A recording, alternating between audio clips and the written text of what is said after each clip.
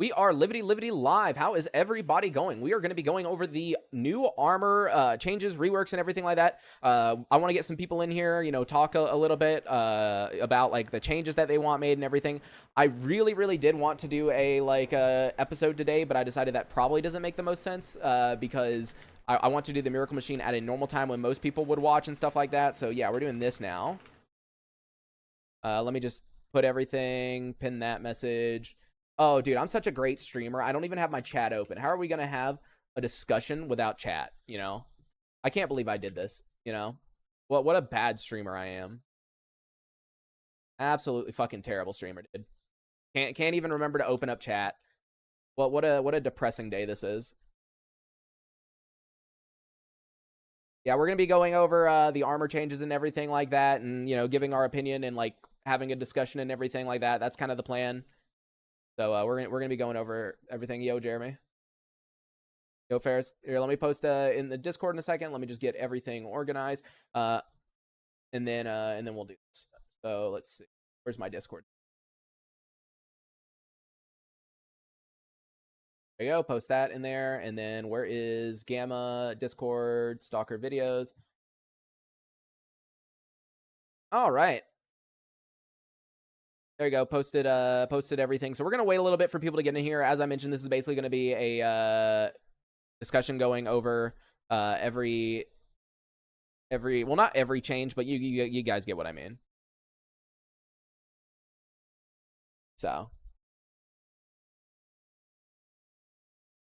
yo, Daniel, yo, Bogdan, dude, this is hurting my eyes. This is so bright. Can we get a dark mode here? Is there a dark mode? Probably not.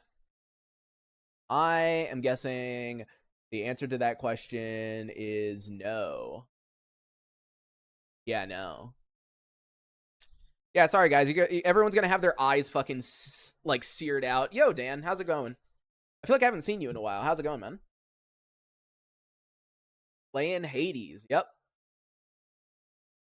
Illuminate on Chrome. Yeah, I guess technically I could do something like that, but no. If I want people to struggle, they'll struggle. Don't worry. I'll make all of you struggle.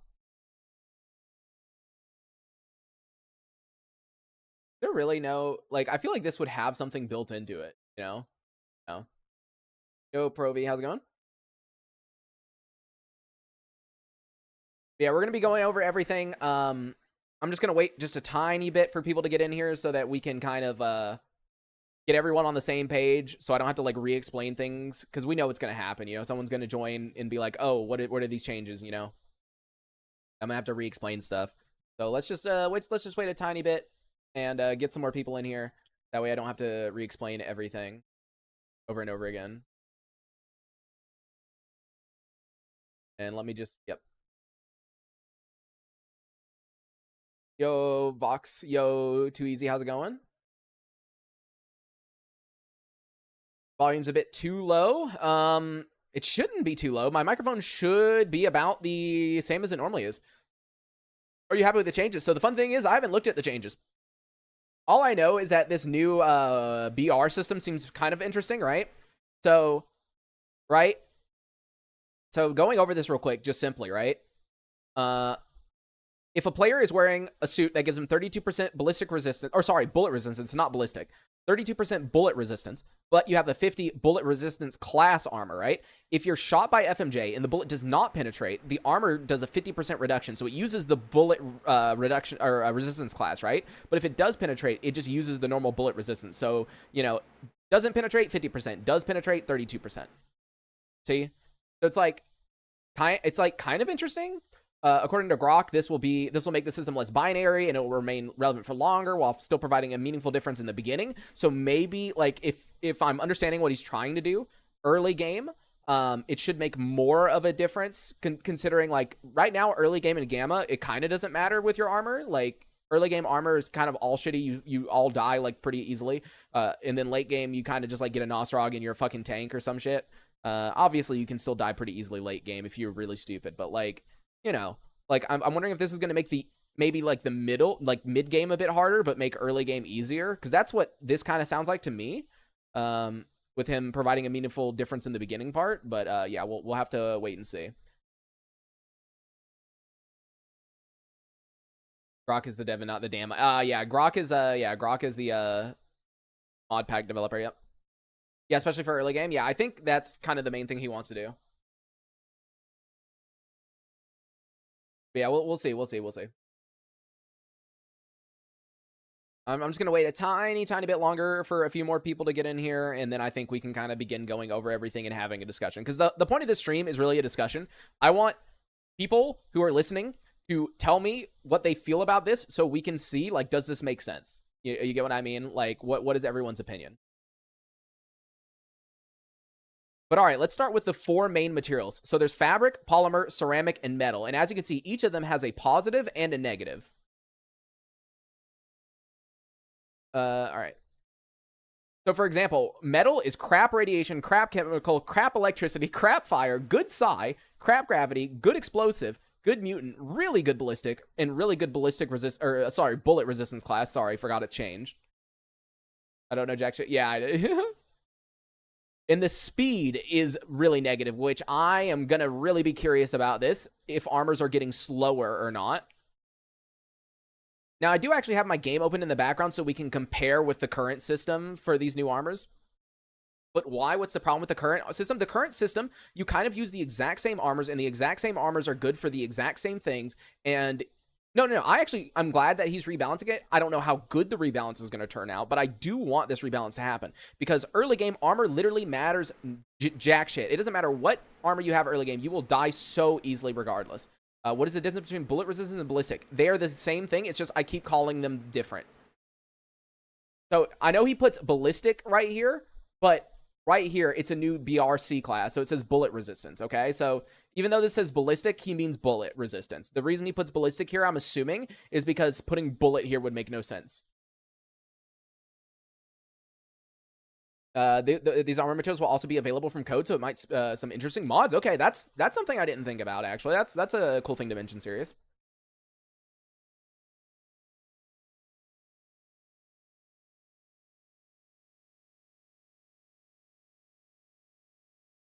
I do wonder why certain of these, like, yeah, okay, I see fabric's good with chemical, but polymer's better with electricity. That's kind of interesting. Playing image, forgot about the stream. Yeah, don't worry, I just began not long ago. Now, it doesn't appear as though artifacts or carry weight is affected by... Oh, wait.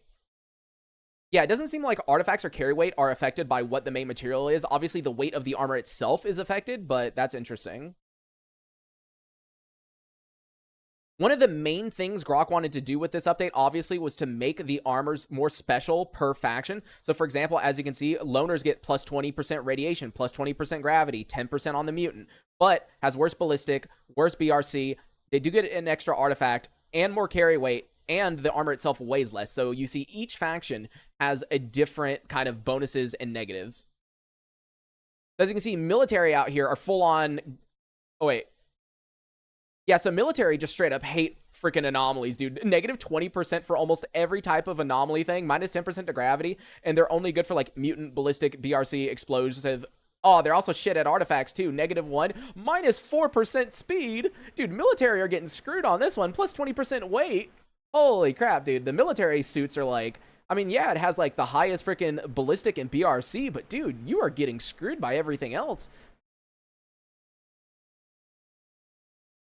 Speed factor for duty and freedom should be swapped. Freedom is quicker. Yeah, I do agree with that. That does sound like that would make a bit more sense. Yeah, military armor is literally only for raiding bases, it seems like. While ecologists, on the other hand, obviously they have the worst BRC and the worst ballistic, but plus 20% to every freaking anomaly-related thing, which is really nice, and another artifact, and minus 20% weight. I do think ecologists should have had, like, a little bit of a speed additive, like, not very much, maybe, like, 2-3%. Don't get military. Yeah. Yeah, so duty in particular get a bunch of fire resistance, and wait, these duty ones, huh? Okay, all these other armors are getting, like, big changes up here, but duty's not that much. It's like 30% fire, minus 20% psi, 20% minus on the gravity, and then just plus 20% on the mutant, and then, oh, minus 20%. Oh, wait, am I reading the right thing? No, I'm not. I'm going off the rail. And then plus 1% speed additive. That's so... Okay, I'm not... I mean, I understand some of this. Like, it makes sense that the military would mainly be focused on, like, ballistic and BRC and everything like that. But I'm a bit confused about some of this other stuff. Mark also mentioned somewhere that the new NIM system, you should swap your armor more like before a big fight. You take a fighter armor and then swap it back. Oh. So Grok intends for you to have two different armors on you at a time. You have one that's meant for, like, big combat and one that's just meant for getting around the zone and doing basic quests, I'm guessing. By the way, if you hear any sneezes in the background, my cats are still really sick. We're giving them medicine right now, but I'm probably going to have to bring some others to the vet because he couldn't give us enough medicine for all the cats. He needs to at least see some of them. So, yeah, I will probably be having to bring more to the vet soon.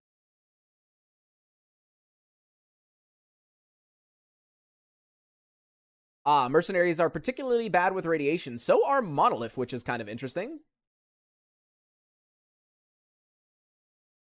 Yeah, overall, you can see this entire chart right here. ISG, minus 40% gravity, plus 20% to the BRC. Wait, why don't they get a little bit more ballistic? That's interesting. And negative 2% speed additive, plus 40% weight. Okay, that must be... I feel like he's doing this specifically because of the ISG, like, nosorog or something, right? Like, why that big of a difference?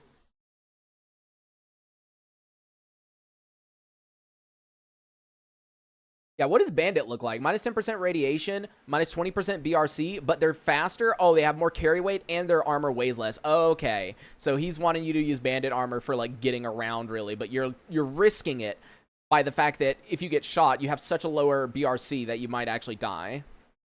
Why is ISG so bad? I'm assuming he's trying to nerf the nosorog is my best guess at this point.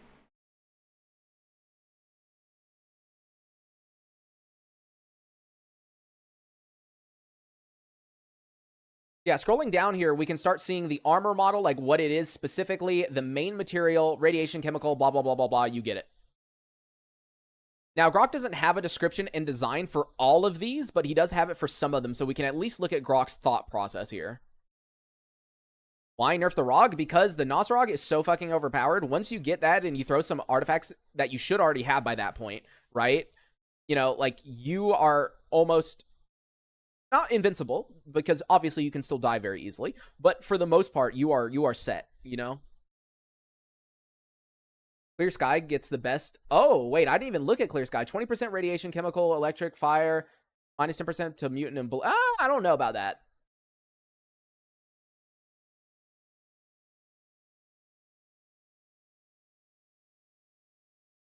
Yeah, so overall here we have the jacket. Oh, wait, let me do that again. So here we have the jacket, which has higher radiation chemical. It's basically plus to all of these. 8 BRC, so quite low, plus 1 ballistic, which makes sense. 1 artifact and a 105 speed, so fast. Basic leather textile jacket offers basic protections, if any, very simple to maintain, and ship protections and carry weight is the design. That makes sense.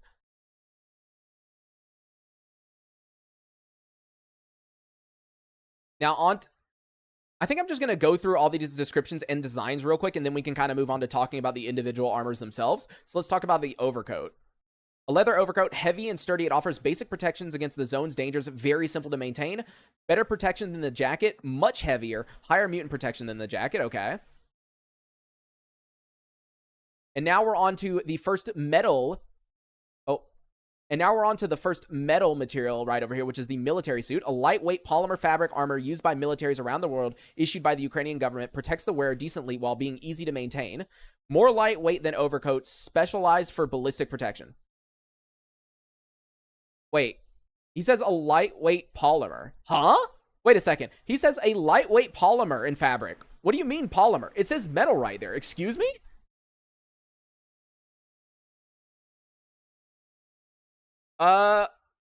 Okay, maybe he mistyped something. That's my best guess. It would make sense that this is polymer and not metal. Because I was thinking to myself, why is this metal? It's okay. Grok just did a mistype, guys. It's okay. He just did a slight mistype. It's okay. Because, yeah, you see main material, metal, metal. Now, the CS1 suit, which is ceramic right over here, he's changed it from a light armor to a field armor. A lightweight armor specially issued by the Clear Sky faction offers basic protections against certain anomalies while remaining easy to maintain. And now it's really easy to maintain since it's a field armor. In other words, instead of using a light armor kit, all you need is a field armor kit. Same weight as the military service armor, more carry weight, more rad, anomalous resistance, little mutant protection, better at ballistic than the overcoat. Now, the rest of these he doesn't exactly have descriptions for, but he does have what they are specifically needed for, or like what his intentions are with them. So, for example, the LC suit, which is the bandit supposedly metal suit over here, specialized for ballistic resistance. Got the CS2 over here, which is a mix between ballistic and anomaly resistance. The bandit NBC suit, which is for carry weight, rad resistance with the NBC bandit suit, which is specialized for carry weight, rad resistance with a decent ballistic resistance, poor mutant resistance, and high movement speed. Yeah, it's got a 106% movement speed on that one. Indian Raidsport can't get access to the radar through. So you can't go through Red Forest anymore. Grok changed that.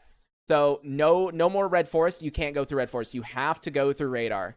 That is the thing that Grok changed. If you want to revert it to the way the game used to be, then you would need to go to your mod organizer 2 and type in north or psi fields in the north and then disable that mod. That's the only way to do that. Ooh, then we got the Voyager suit, which is fabric over here. He's made that a light armor instead of a medium, and it says artifacts and carry weight armor. It also has 108% movement speed. Does it normally? I don't think so. That has to be up, right? That has to be up. Yeah, that has to be. And the last two that he wrote descriptions for, which is the STS for the mercenaries and Predator for the loners. Loners, best light armor with good ballistic and mutant resistance and artifact slots. Okay, so he is considering this to be the best light armor. And then the STS, BR class special boost, high movement speed. High movement speed, wait. High movement speed. It's 98% movement speed, yeah. I feel like some of these descriptions are off. Maybe he meant this to be somewhere else. Because high movement speed, 98%.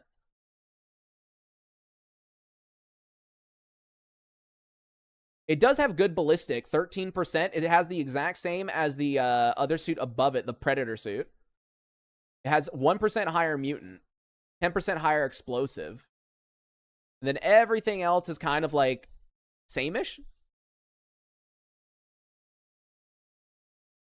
Crack my balls against the glass. Yeah, dude. High movement speed compared to... yeah, high movement speed compared to others in their class. I guess so, because... No, wait, no, that still wouldn't make sense, because all of these are light. 95, 98, 106, 108, 103, and then 98. So no, that wouldn't make a whole lot of sense. I'm a bit confused about that. Yeah, I guess it's the highest speed with the highest ballistic resistance, so I guess that kind of makes sense, but I'm still a little bit confused about that. And here we have the SSP suits, which are all these scientist suits. They get a good bonus to the radiation, and not only that, but it should raise... I'm pretty sure the reason there's a slash here is because it raises the cap too, which is something we've been complaining about for a while, because I've been like, what is the point of getting a red ruby suit that gives you so much fire resistance when it literally doesn't matter, because you need to raise your cap using artifacts? So this seems like a good idea right here.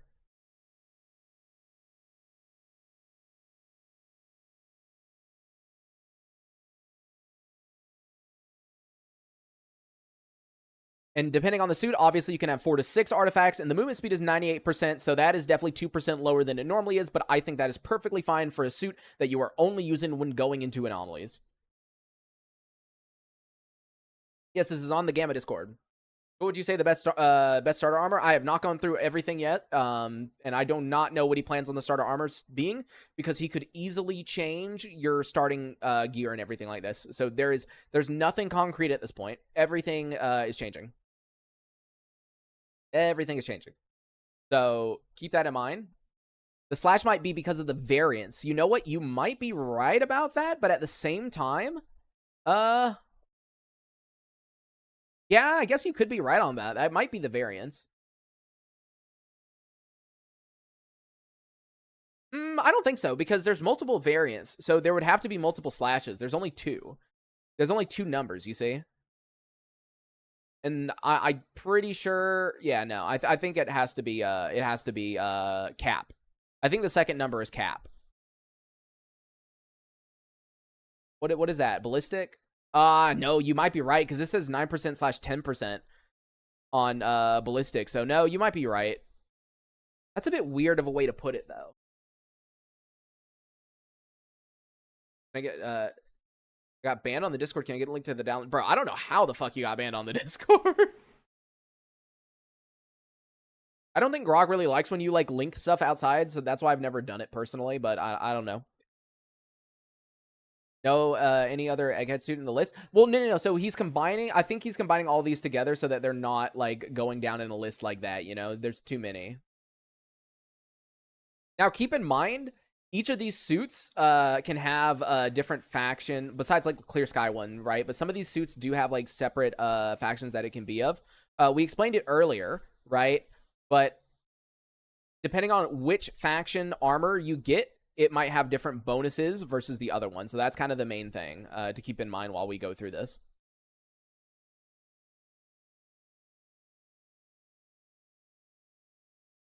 I feel like the movement speed is changing a lot. And maybe I'm wrong. Hold on. I do have the game open, so we're going to swap to that in a moment. But I'm pretty sure the trench coat didn't originally have 102% movement speed, but we can check that.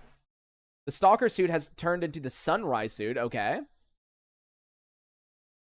And yeah, I guess this is the variance right here. That has to be, because there's no, there's no, like, I don't think this would be raising the cap of anything. So, correction earlier with the suit right here. I guess this is slash means the variance of the suit.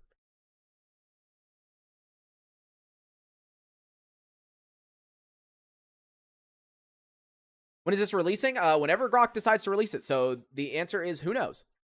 Sucker once a year, so when I do, it'll be a different game. Yeah, practically, it will be. I do find it interesting that some of these are multiple. So, for example, this Siva suit right here is a fabric and a ceramic suit. Oh, it has 97% movement speed. So, yeah, the movement speed on a lot of these suits are changing, which I guess is a good thing and a bad thing. Obviously, if you have something that is very good, you want to nerf it in some ways. But I also feel like movement speed feels so slow already in Gamma with some of the like 95%, 6% type things. Not to mention, as soon as you get shot once in the leg, even if it is literally a percentage of damage, you are suddenly so much slower. Now, this isn't Gamma 1.0. This isn't for Gamma 1.0. This is before 1.0. 1.0 is the story rework. For the new, there will not be a new repair system as far as I know. I do not believe there's a new repair system for this.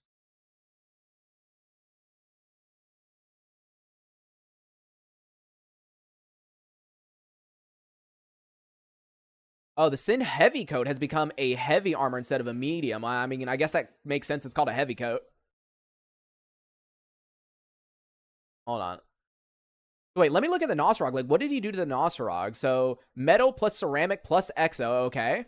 And this still, wait, 4 to 5. Yeah, okay, so that makes sense. Wait, no, 4 to 5. There's no more 6.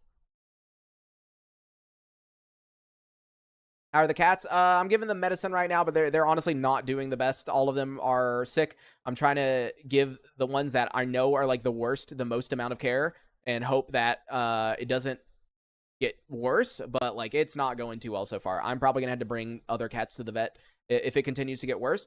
All we know so far from when I brought the cats to the vet is it is a virus. So there's not a whole lot they can do. They can't give any medicine for it. But what they can do is they did instruct me on how to make sure that they stay hydrated, and then they also instructed me and gave me antibiotics that I can use for the cats that have a fever. The issue is I don't know which cats have a fever, and I'm not going to bring each and every cat to the vet, so more than likely I'm going to go out tomorrow and buy a thermometer that I can shove up their rectum, you know, because I need to figure out which ones have a fever, because those are the ones that are going to take priority.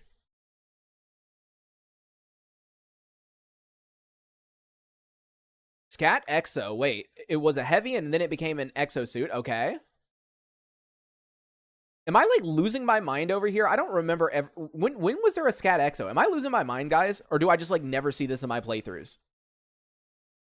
Like, I do not believe I've ever seen this before. Am I actually losing my mind? I feel like I'm dying right now in my brain. Like, I know I haven't gotten much sleep, but like,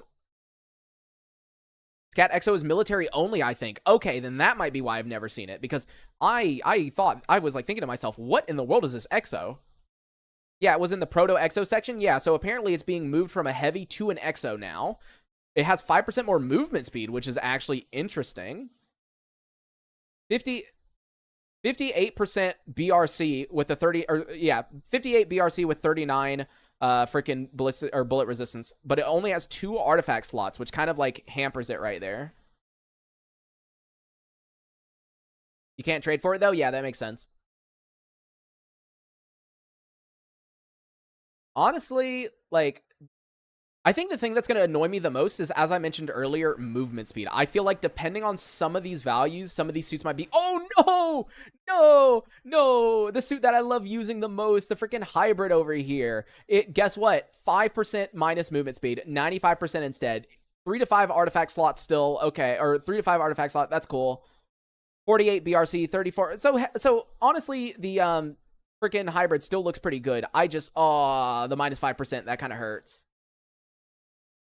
Late game armor with only 2 artifact slots, kind of worthless. Yeah, especially now that it's been made in Exo. Like, this is an Exo now, right?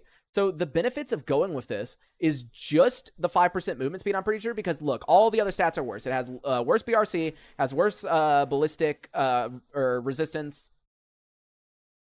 It does have higher explosive resistance, which is interesting, but that's about it, which I think is just a military inherent thing, as we learned earlier, because military gets plus 20% to explosive resistance.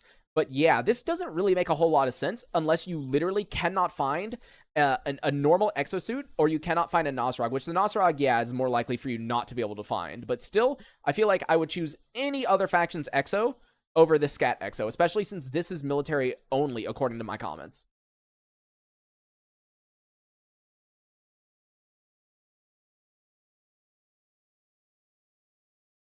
Red line jacket, best armor. Actually, where is the red line? Oh, well, it's considered just a normal jacket, so it's underneath this. It's underneath this. So wait. Let's look at the ace real quick, okay? So the ace is 44 BRC with a 29% bullet resistance and 99. Why 99% movement speed? Why not just leave it at 100?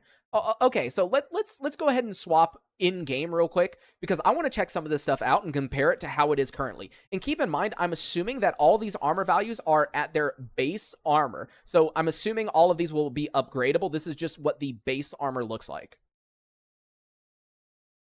I mean, like, I think Gamma does need changes, obviously, to its armor system. I've mentioned this earlier, but, like, early game armor makes no fucking difference. Honestly, it doesn't matter what armor you have early game, you die just as easily, almost.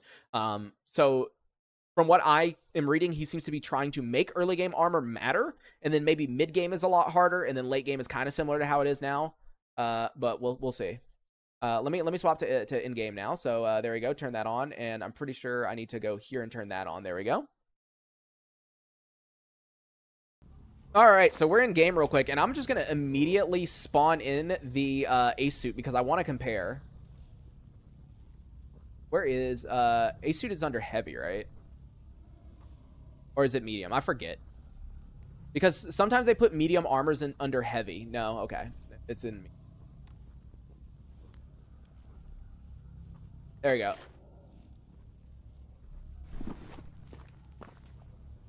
So let me start comparing these two. See, look, this is a heavy, but it was under medium. Why does that make any sense? How's your cat? Not doing too good, honestly. We're doing a lot, but I'll talk about it in a bit. All right, so I know you. I really don't want to share my entire desktop display, so I'm just going to tell you the differences right now. So I'm comparing them. So the ballistic resistance is actually going up slightly. So currently it's 20%. It's now going to be 29%. And the BR class is actually going to go down by 4. So instead of being 48, it's going to be 44. Oh, and it looks like the burn resistance and electrical and everything does appear to be going down. Now, this has 3 belt slots, and how many can we put on at max right now? We can put 5. So that's going to remain the same. Or no, wait. Wait, sorry, I'm wrong. Hold on.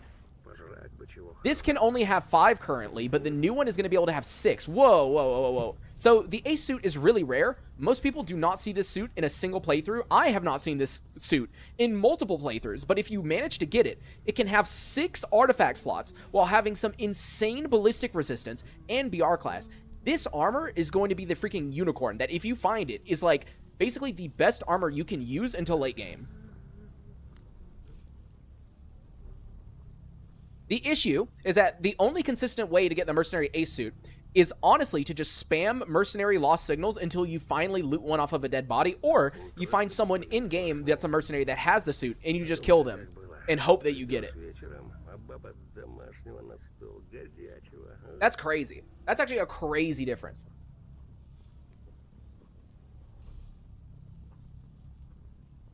Now, as you can see, the movement speed is 100% currently, but it's going to go down to 99%. Honestly, 1% movement speed minus for that many benefits is a bit insane.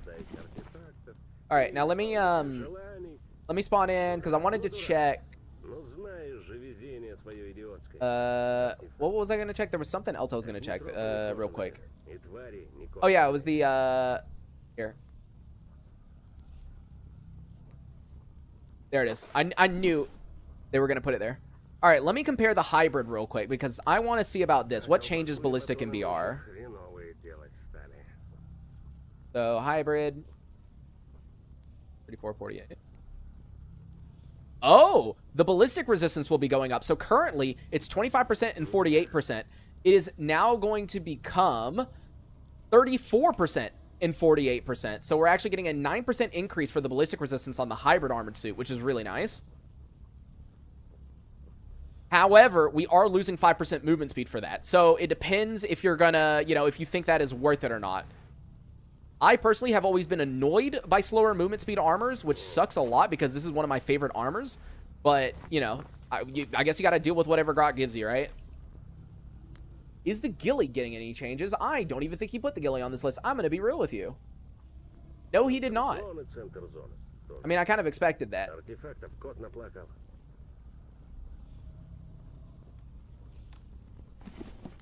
Okay, what about the scat armor? Let's just get a random one. Like, here, let me just get the scat armor out real quick and just compare it. So the scat armor is going to get minus 3% movement speed right off the bat. Or right off the bat, English. Let me just do that again.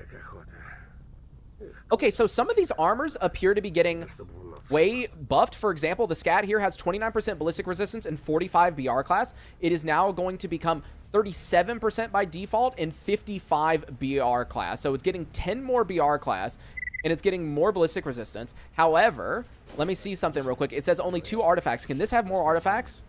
The answer is yes. So instead of being able to have 3 artifacts, it's only going to be able to have 2. So that is the negative, including the negative 5% move speed. Or sorry, negative 3% movement speed.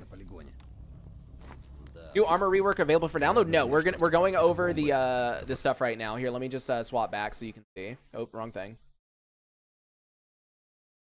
This is what we are current. Oops, hold on. I gotta like go back and forth for the video. What is the difference between BR class and BR resistance? So let me go over that one more time because we have a lot more people in here, so it's probably a good idea to talk about, right? So the way that this now works is you have your BR and your BRC, right? So technically it's bullet resistance class and bullet resistance, but I think all of us call it ballistic resistance. So, excuse me if I call it the wrong name. I'm so sorry. This is on the Gamma Discord. You can go to the Gamma Discord, go to announcements, and you'll see. So let's go over an example. A player has 32% ballistic resistance with a 50 English.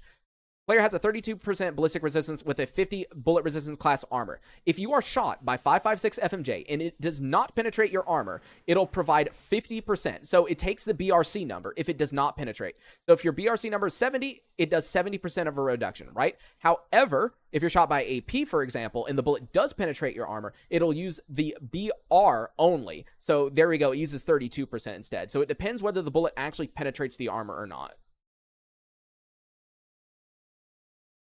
That is how this is going to work. So honestly, it's kind of just RNG. Does the bullet penetrate? Yes or no?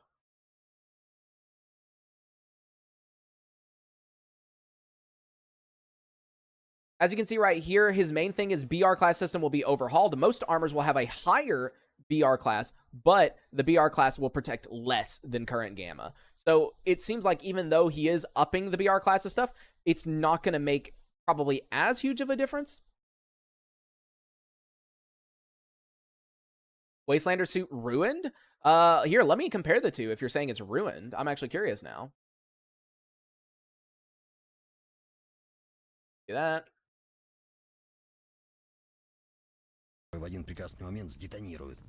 Here, instead of listening to them talk, I'm gonna, like, put myself on the roof. Hello? When I click F7, it's not doing anything. Excuse me? Let me... There we go. Jesus. Bro literally said no when I tried opening that. That was kind of funny. Medium, and where is Wastelander? Where's Wastelander? I am blind. Tiger Stripe. Graphite. Wait, where's Wastelander? Am I, like, blind or something? I really shouldn't be asking. It's the hooded one. Where's the hooded one? It's this one, right? No, that's tactical. Where's the hooded one? Guys, I think I'm losing my fucking mind, guys. That's Nomad.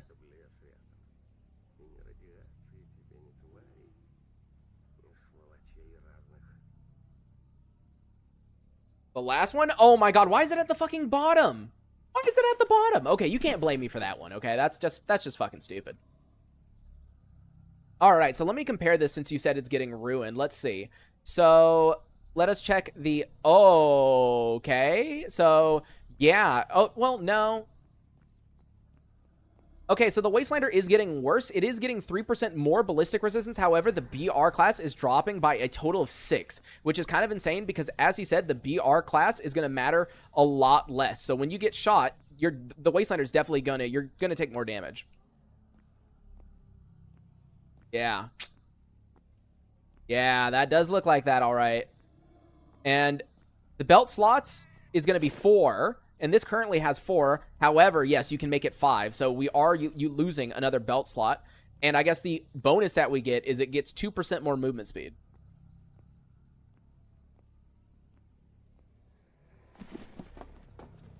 How are the cats doing? Any news? Basically, not very good. I'm giving the ones that have fevers antibiotics, but we don't know how effective they're going to be because they do have a virus, and viruses, obviously, antibiotics don't do anything against. The only reason we're giving them antibiotics is because they are running a fever. I don't know what all cats have a fever because we got too many cats, so I'm going to have to buy a thermometer and stick it up every single cat's ass and write it down so I know which ones need medicine the most. My vet is a really cool vet. He's a really cool guy. I talked about it in the Discord, but I actually love this vet. I go to him all the time, and he snuck me a few extra prescriptions, even though legally he's not really supposed to, so that I can give it to more cats. Now, it's not enough for all of the cats, but it's enough for 6 compared to just 3. And he only charged me for 1 exam fee despite bringing 3 cats. So, you know, really, really cool vet. Didn't charge me for the B12 shots and everything. But yeah, it's gonna be a bit. It's gonna be a long 10 days of figuring out which cats are gonna be okay and which ones I'm probably gonna have to bring back to the vet. Not very fun. Outing your vet like that? Yeah, no one knows. Yeah. Is this rework by mod or by Grok? This is by Grok. This is Grok changes. These are things that Grok is doing. Now, like, I'm gonna be honest, so far from the changes that I've read, they don't seem too terrible. I'm really curious, though, about the fact that he said BR class is going to matter less. You know, it's going to reduce damage less. Because how much is less? You know? Like, for example, when an armor loses 6 BR class, is that going to be, like, the end of that armor? Or is it going to be decent enough? You know? Because, like, for example, this suit right here, losing 6 BR class, how much of a difference is that going to make? BR class to determine whether a bullet would penetrate or not. So that has been complete. Everything about that has changed. He's changing the BR class system. One dog's sickly. She has a shunt and requires constant checkup. He never charges for all the services fully. Yeah, that's really nice. Very nice, but you're creating evidence against him. Nobody's going to watch this and report that. By the way, we're going to take a 1-second break where I remind you that, hey, if you'd like to help me with all the cat bills that I'm having and everything else that I'm having to deal with right now, in the video description, there is a link tree that has a PayPal, Venmo, Cash App, or if you want YouTube to take 30% of your donation, you can always use super chats or memberships here on YouTube. There we go. Had to do that real quick. What other suits do we want to look at? What other suits do you want to look at? Because I'm trying to think of suits that I like using that I want to mess with. I'm like looking through the suits real. Actually, really quickly, let me compare the CS2 because I feel like I used to get the CS2 very, very often early game. That's 3A, 2T. Here we go. Oh wait, that's not the 2. That's the 2T. My brain's not working. Sorry. What, did they put it in freaking... That's the 2A, right? Yeah, that's what he's originally doing.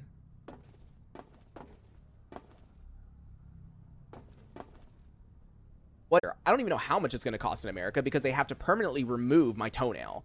And if the cancer has spread, not only do they have to permanently remove my toenail, but I would also have to get other stuff done to figure out where the cancer might have moved to, which it normally goes to your lymph nodes. So it's normally lymphoma, but it could also end up being leukemia because it typically either gives you leukemia or lymphoma, right? So it's kind of like, you know, it depends, right? But so basically, if I predict for the worst case scenario, it makes more sense to go to a country where it'd be way cheaper. So it's kind of like, and I'd be staying long enough to where we would be able to get most of that dealt with. So it's kind of like multiple reasons. And I get to take a break. Because for those who don't know, I have been streaming almost daily for over a year. And I've been posting videos almost daily for over a year. So yeah, there's a little, you know, it's kind of like 3 things at one. All right, but let's talk about the CS2 suit. Let me compare the differences. Whoa, okay, that is interesting. So, no way, it's losing 1% ballistic resistance, and it's also losing freaking, oh my god, 7 BR class, hold on. And the movement speed is going down to 98%. This doesn't seem right, and it can only have 2 artifacts instead of 3. What is balancing this armor out?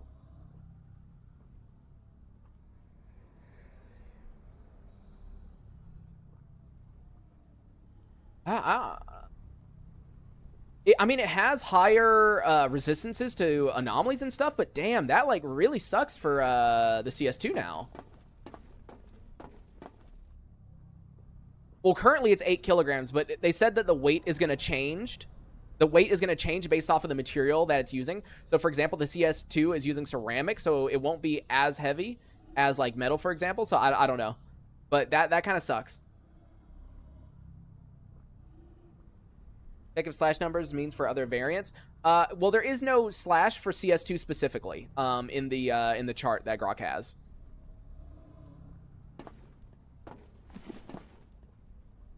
So no, so Grok did not nerf the hybrid as far as we can see. The hybrid seems to have been actually buffed. So yeah, no. We checked the hybrid, and the only negative thing that we said about the hybrid is it has 5% minus movement speed. So instead of being 100%, it's now 95%. So it is slower, but it is really good. So the one thing I'm confused about is he made it seem like he really wants early game armor to be better. So let me compare some early game armor. For example, let's just do a CS1 suit. Let's say we're starting as a ecologist real quick. Let's compare. So let me see, 18s. It basically changed not at all. It's actually going down 1 BR class. And since BR class isn't going to matter as much and you're going to take more damage, I don't know, man. Some of this doesn't, I mean, yeah, it has higher like burn resistance and electric resistance, or no, the electric resistance is the same. Yeah, this is a bit weird. Yeah, the medium ecologist armor, yeah, I don't know. Some of this is weird. Now I'm confused.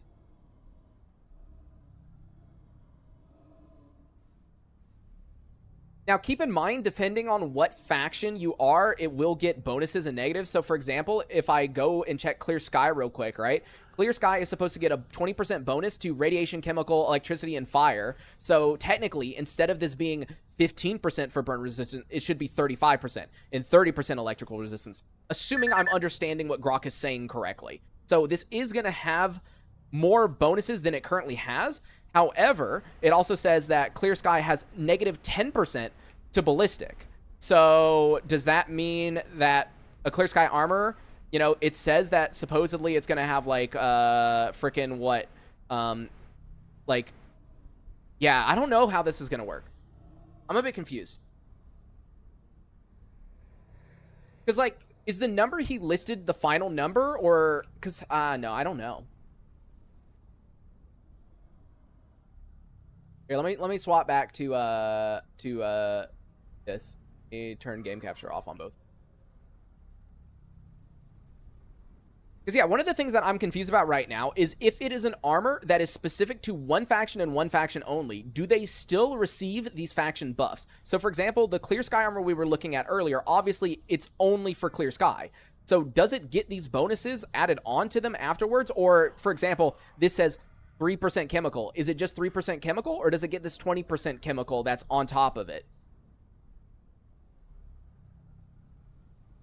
Oh, sorry. Bonuses are multiplicative. Thank you for telling me that. My brain is not working. So yeah, 15 plus 20% equals 18%. Yep, thank you for reminding me. My brain's not working right now, so sorry. That's not what I meant when I added it together. Also, I love that it started raining in game. Thank you for giving me a stormy weather. I don't think anomaly resistance is anything useful. Yeah, I mean, I kind of agree with that. Because I don't... So, maybe for newer players, it makes more sense. You know, you're not used to anomalies. You run into them a lot, or you accidentally run into chemical and stuff like that, right? But for the most part, I feel like most people just kind of, you know, get assigned to suit if they really want the resistances for anomalies. So, I'm not sure how this really helps stuff. So, for example, if you pick up an armor that is of multiple factions and you just so happen to pick up the Clear Sky armor, it's basically useless for a majority of players, right? Because you don't care about the chemical, the electricity, the fire resistance, right? Like, yeah, the radiation is nice, but you don't care about that. What you care about is you're going to die to mutants and bullets a lot easier. So to me, this makes it to where any Clear Sky faction armor does not make sense to use versus like, oh, you know, I picked up some other one, all right? Like, at this point, I don't know.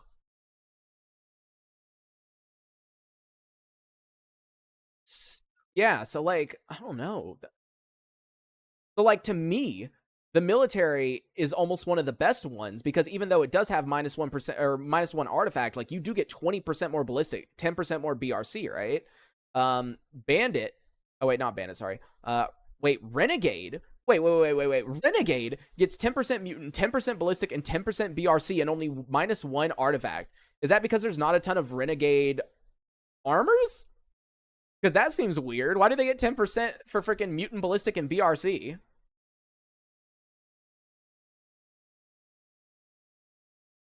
ISG is harder because you have no psi.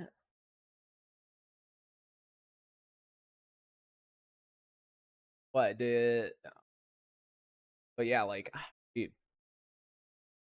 Did Grok say he wanted to reduce BR resistance and its actual impact? So no. So as far as I know, Grok did not specifically say why he wanted to reduce like the way BRC works.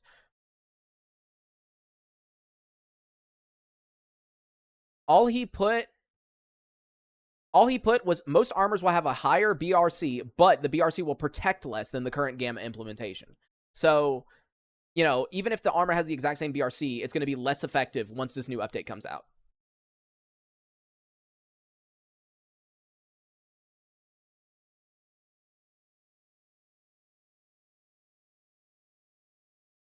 Huh. I think he wants you to use more artifacts for anomaly resistance. No, I don't think that's what he's doing, though. That doesn't sound right for this. Does this also affect the AI or just the player? I'm assuming it affects the AI too. I would guess that, but I have no idea. A necessary update, in my opinion. Okay, so here's the thing. I do agree that there needs to be an armor rebalance in the game, period, because currently all the armors are kind of like, especially early game, it really doesn't matter. And then if you can get a hybrid, most people just use that with some artifacts and roll with it. If you get a Merc Ace, you know, you're set for a very long time. You typically will want to grind for some type of nosorog. Even if you can't get an ISG one, you would get a monolith one pretty easily with all the monolith you kill, right? You kind of tend to stick to about the same armors for the most part. So I do see where he's coming from with wanting you to use different armors and wanting to use different ones for each faction, you know, based on their bonuses and everything. But I just don't see the point of some of the factions, right? Like, when would I rather pick up a Clear Sky suit versus any other suit? Like, to me, this doesn't make sense.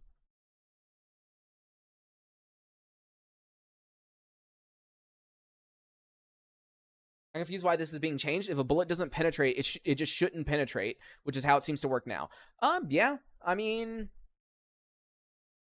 I don't know. I don't know. I mean, this is the reason I wanted to do this stream, so I could get people's opinions and like how they feel about this. Same thing with like after I post these videos, the comments. I also want to hear down below what everyone's opinions are on like why they think this needs to be changed or this, that, and the other. Because as I mentioned, I do truly think that there needed to be some change to do with armors. I'm just not sure exactly how some of this works completely. Now, obviously, all of this is subject to change. You know, I'm assuming the armor rework is nowhere near finished. Grok did just come back to modding not too long ago. So this is your time and this is your chance that if you believe that anything he is doing is a mistake or you think that there is a better way to implement it, you need to give feedback. I'm pretty sure he has something in the Discord for you to give feedback. And besides that, you could also leave it down in the comment section below. Or, you know, just discuss here live. I'm pretty certain since this has to do with a future Gamma update, Grok might end up watching this video because he has watched previous videos of mine that have to do with updates and changes. So, you know, this is a good time to kind of air that feedback.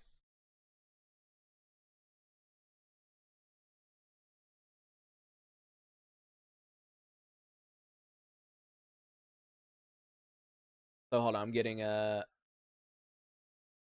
okay, never mind. He did troll you with the miracle machine? Yes, I know he did. What he does is good, so you wear different armors, but I don't think he is doing it. Yeah, so also what I don't understand is if he really wants you to use two different armors, like, the weight is going to have to be significantly less on whatever the second armor you're using, because who wants to carry around two heavy armors, right? Morphine will be used more and it will last less time. Well, yeah, it already lasts less time. He did say that he does plan on changing the pelts so that they do give you a higher cap now. So, like, for example, I guess fire cap, it'll go up, which is cool. Let me see what he specifically said on that. Yeah, so specifically he said pelts will be reworked to provide some cap resistance. If you really don't want to get into artifacts, you'll still be able to reach a somewhat okay resistance, or you'll be able to combine pelts and artifacts in the in-game builds more efficiently instead of just focusing on artifacts. So that is what he said to do with pelts.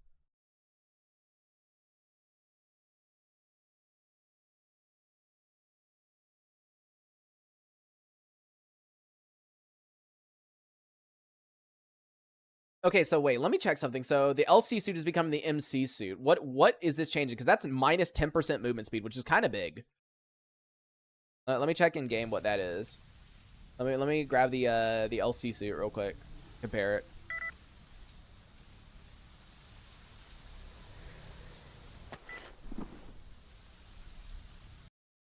Oh my god, this suit right here, this MC suit as it's now called, is getting changed a lot. So first of all, it's losing 15% movement speed, which is kind of crazy. The BR class is only going up by 2. However, it is getting 15% more ballistic resistance. But I don't know if that's worth the trade-off. Minus 10% or 15% movement speed, sorry, is quite a huge change.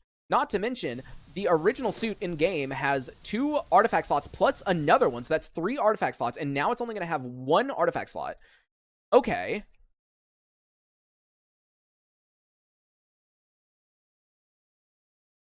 Okay, this is really confusing.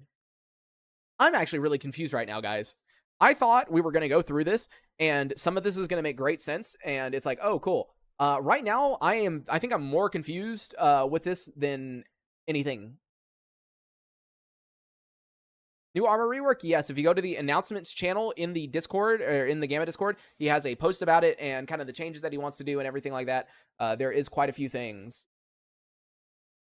Okay, so here's a suit that I actually use a lot, the Ibaz suit. I typically like to use it on the road in radar up to the Brain Scorcher because of the mutants you can run into. So let me compare this real quick and see how this has changed.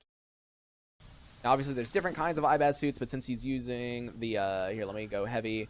I just want to compare that in game real quick. Let me do the duty one, then pause it right there.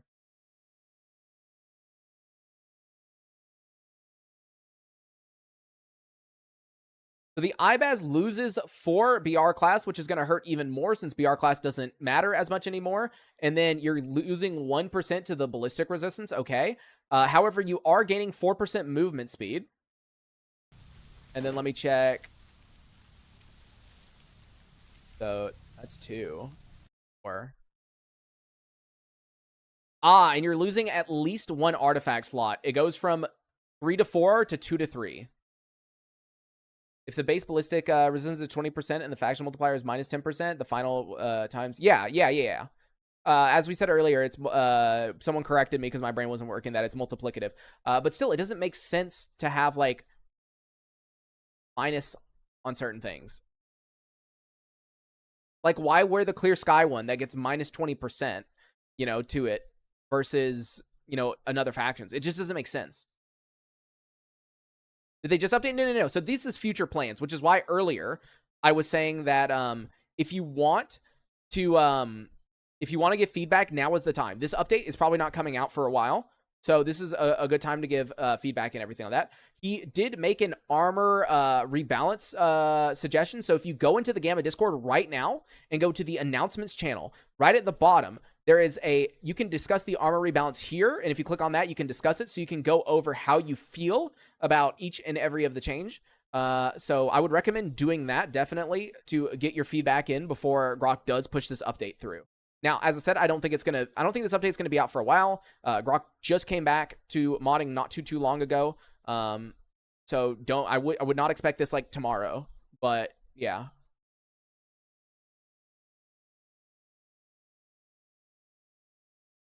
Like some of I don't know. Some of these are interesting. Like Ace is becoming like absolutely fucking insane of an armor, like an absolute insane armor as if it wasn't already. And the freaking Heavy Siva, the hybrid, is getting buffed too. But I don't know. Like some of these other ones feel like they're getting nerfed a bit too hard. As I said, my main concern is how much is BRC getting nerfed? Him saying that you're going to take, even if the BRC number stays the same, you're still going to take more damage in the new update. Like, by how much? Like, that is a good thing to know. Because, yeah, we'll protect less than the current Gamma implementation. How much less? Because I feel like that's a really important thing to know. Like, is it going down by like 2, 3, 5 going to be that major of a difference?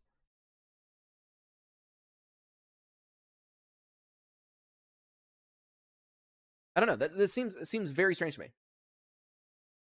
Drop rate ratio for certain armors will make a huge difference. Now, that is true. It's going to really depend on how consistently you can get some of these armors. As I mentioned earlier, one of the almost only ways that you can get the Merc Ace suit reliably is by doing lost signals for the mercenaries and just like randomly getting it one day. Hybrid, you typically just spam a ton of quests and just loot a ton of stashes and it appears out of nowhere one day. Yes, Hybrid Siva is losing 5% movement speed. However, it is gaining in other ways, specifically the BRC and the BC. So I feel like that is okay. The 95% movement speed does hurt, though. I will definitely say that does hurt. Also, hold on. There is little tiny dots on my monitor. I need to, otherwise how my brain works. I see 2 dots. Oh, I need to clean dots. I'm gonna.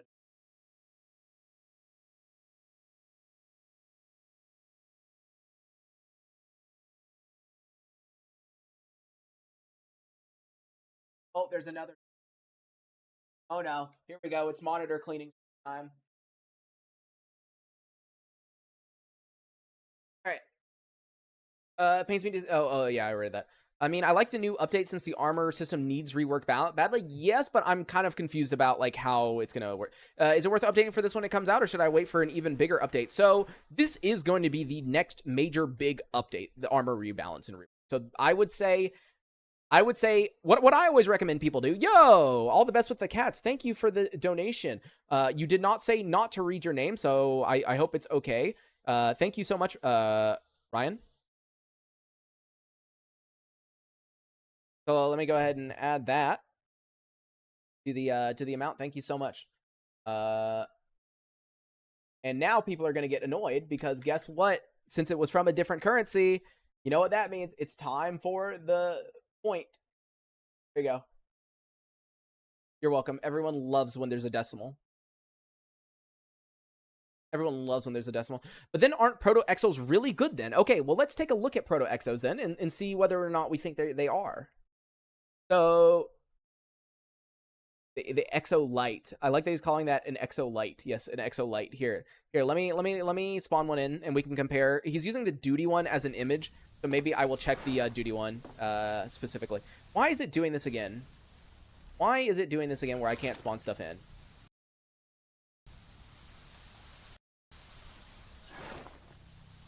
Bro, I love Gamma when it just like won't let me do stuff. God, I love this game. God, I love this game.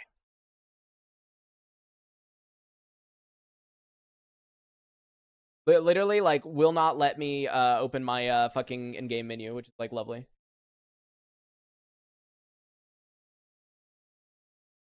The duty one's not called an exosuit in-game, right? The duty one is the duty exo is the battle suit, right? The PZ-10D. I'm pretty certain. Because I'm pretty certain it's not called exo game. If in-game change drop, it could make a difference. Yeah, that's true. For Proto Exo, you need to go up in the list. Oh, Proto Exos are up? Oh, you're right. Hold on. Oh, yeah, you're thinking of this. Yeah, here, let me compare the Proto Exos real quick. Bro, I hate this game. Why is it not letting me spawn in freaking armors? Okay, whatever. I don't give a shit. Which is he? Okay, so he's using the duty one as the base example, I think. So let me just compare those. Okay, so let's look at Proto Exo real quick. So it's a fabric plus an exo, which means it is the, like, wait, it's a fabric? Okay, is that correct? Because if it's a fabric, then that means it is super light and super fast. It has high mutant protection, but, like, no ballistic. Wait, huh? Is that actually what he wants it to be? Let me look at this real quick. Okay, so comparing the two, it has one more BR class specifically for the duty one, and then it has -1 to the ballistic resistance, which I guess is okay. And it says 5 to 7 artifact slots. The current one, for example, the duty one, in-game currently has 4 + 1, so that's 5. So 5 to 7. Proto Exos can have 7 artifacts depending on which one. And then 5% more movement speed. Or sorry, 10% more movement speed. Holy crap. Okay, hold on. Proto Exos are actually looking a bit interesting. 10% more movement speed, and then you can tip, depending on which one, could have up to 7 freaking artifacts. Yo. Michael, thank you for the donation, dude. Holy shit. Thank you so much. I find it funny. I was joking about people hating the decimal, and then literally immediately. See, this is what I mean. People get annoyed by the decimal.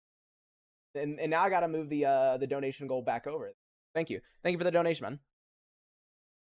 7 has always been the case. I think Mono Proto can get 8. Are you sure about that? I'm pretty sure Mono... Here, I'll check real quick in game, but I don't think it can it? Mono Proto can get 8? Let me check that, because I feel like that's not a thing.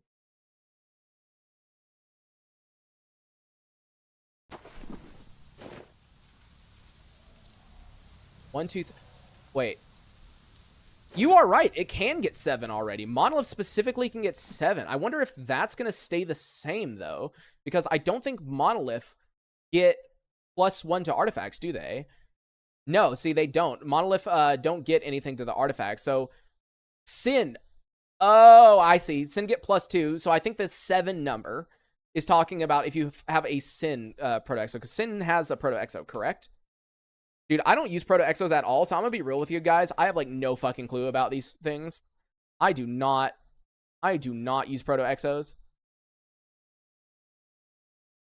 Does Sin have one? No. Do they? I don't think they do. Because that's heavy. Yeah, no, Sin just have their normal Exo. They have the power armor. Okay, never mind. So I'm checking right now, and Sin don't have a Proto Exo, which means the 7 can't be referring to them. So it would have to be a loner one, I guess. Or an ecologist one. Does anybody use Proto Exos? No, but Grok has been trying to get it to where people will use them because currently they are the most useless thing in the world. Ryan, thank you for the $12.47 with the message "Long live the decimal." I am sorry, but the decimal is back. This is turning into another Comic Sans debacle. For those who don't know, you might have noticed that the donation goal is Comic Sans. And if you're wondering why it's Comic Sans, it's because a long time ago, we had a donation war, and Comic Sans won out, which is why you are currently seeing Comic Sans if you did not already notice that.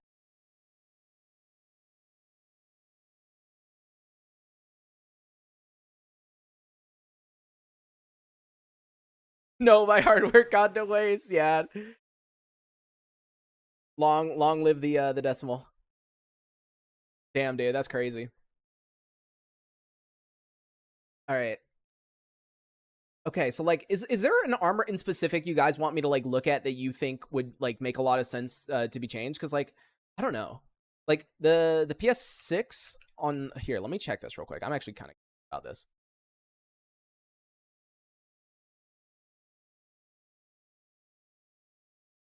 Take care of the kitties. Also, screw the decimal. Thank you for the $27.53. Oh, guys, here we go. Hold on. So now, guys, I'm gonna have to keep moving this back and forth over and over again. You guys realize this? Oh my god. So I'm sorry, but your hard work just got ruined. It's now back to 4-0. This is turning into something crazy. Anyways, I was checking the PS6. Wait, does he mean? Oh, hold on. When he says PS6, I'm assuming he's referring specifically to the 6V, because there is no default PS6. There's the PS5 and the PS5R and stuff like that, and then there's the PS6V. I'm assuming that's what he means. Let me compare these two. Yeah, I think this is what it means. So it loses 1 BR class, and then it gains 2% bullet resistance.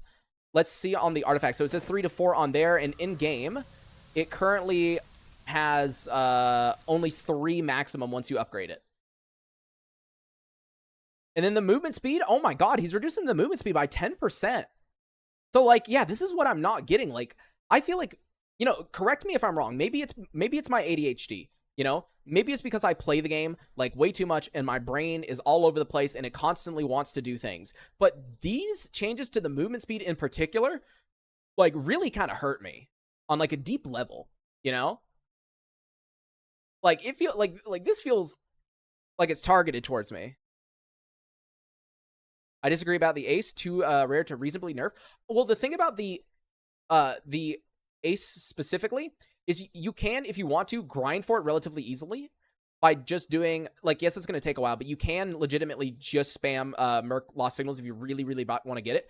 I'm okay with the Merc ace getting buffed. I never said that it was bad that it's getting buffed or anything like that. I think it's okay, but it also depends on how, if he keeps it rare. That's the thing that we don't know yet. I'm assuming with this armor rebalance and rework, he is definitely going to rebalance the drop rate on all these armors and stuff like that.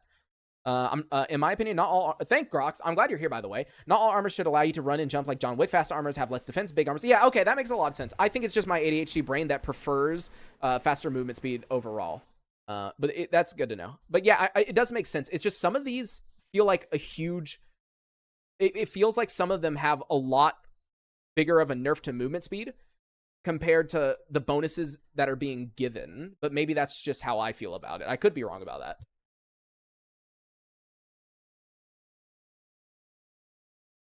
I do find the this change. Oh, Grok, since you're here, let me ask you this question. Actually, I was wondering this earlier. So you say here that most armors will have a higher BRC, but it will protect less than the current Gamma implementation. Now, how much is less?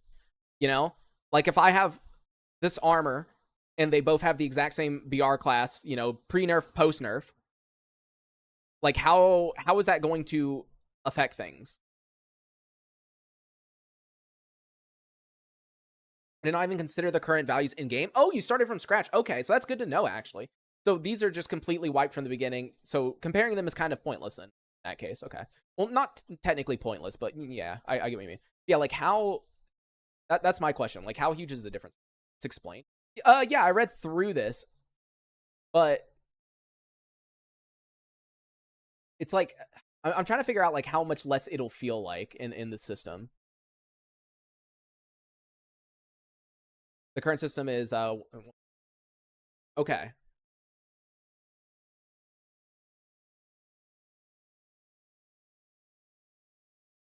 Yeah, up here. I do like it though. I mentioned this earlier when you probably weren't here, but I was saying that armors definitely needed to be changed at some point. So it's a really good thing that this is actually getting reworked. I'll be interested to see how this changes early game. Because currently it kind of just feels like early game armor doesn't really matter a whole lot. I don't know. I've always felt like early game armor, it kind of doesn't matter what exactly I have. I never understand that. I'm not this well at math. Will tend to gravitate towards certain stats. That's why assault rifles are vastly more popular than snipers, despite the difference in damage per shot. PS3B specifically. Well, since Grok is saying that he has started, he like did this from scratch instead of like compared it to like what it is actually in game currently. Comparing it might not make that big of a difference. Ceramic reflecting psi waves. Oh, that ceramic reflecting psi waves. So the psi specifically, which one is psi? The 40%. It's on the right one. And I've lost my place because I'm blind as a fucking bat. Yes, that'll be 40%. Maybe am I crazy, or do I not feel like psi doesn't make that big of a difference in the game as it currently is? Like, yeah, psi fields obviously pretty terrible running into them, right? But maybe it's me that I haven't run into many controllers recently, but I don't know. Some early game armors have 20 plus BRC, meaning 20% damage reduction of SMG, shotgun, etc. Add a pelt and an artifact about 30%. Add some drugs, 40% already. Okay. Okay. Yeah, that's actually pretty crazy. Yeah. I like the from scratch balance. Plus, this is just a spreadsheet. It still needs to be... Yeah, of course. This is just a spreadsheet. Obviously, as I said earlier, I mean, Grok can correct me if I'm wrong on this. I don't think the armor rework is probably going to come out anytime soon, just based on the fact that just recently Grok came back to doing modding and everything like that. I mean, he typically does work fast, so who knows? Maybe I'm wrong about that. But I think there's still plenty of time to like look through this and see like what kind of major changes this will make. Agreed, psi isn't too strong in the game. Controllers can die relatively easily. Yeah, like I don't know. I can't remember the last time I died to psi was when I loaded into Dark Valley from garbage, and there was literally a controller in my face as soon as I spawned in, and I stupidly tried killing it instead of running away through the load zone. So, and then before that, I can't even remember the last time I died to psi. So maybe it's a more common thing than I'm thinking. You know, maybe I just have way too many hours in the fucking game or something. You need to consider faction bonuses on top. Yeah, okay. That's one thing I had mentioned earlier about this was the bonuses and everything. If I remember correctly, the barter system and armor rework is a must for GOG to release.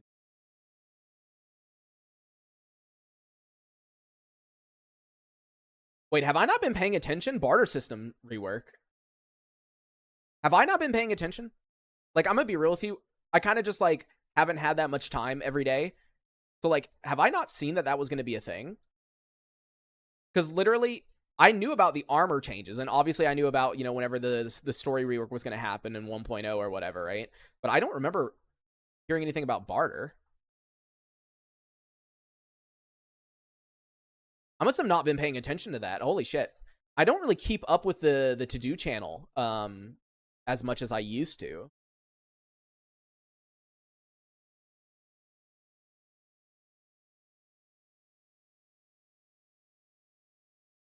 Oh, but it just didn't leak the testers channel info.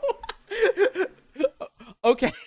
The armor exchange system will be removed. Armors will be able to trade for a combination of items. That's interesting, actually.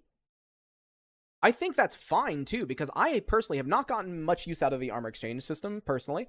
Also, thank you again, Ryan, for making a decimal point. Thank you once again for making a decimal point. Oh my god. And of course, the number he freaking makes is 6969. Thank you for the donation, man. That's actually really interesting with the armor exchange. Like Mercedes will be able to be traded for T4 and T3 artifacts and mutant parts and pelts. Okay. Now that's good. I like that. I actually really like that. Like just being able to turn in armor for certain parts, especially. So I'm assuming with this armor exchange system, will you need to completely repair the armor? I'm assuming the answer to that is yes. You can't just like grab a random freaking outfit and just turn it in right away. And it will only use your true faction, so no disguise. Okay, yeah.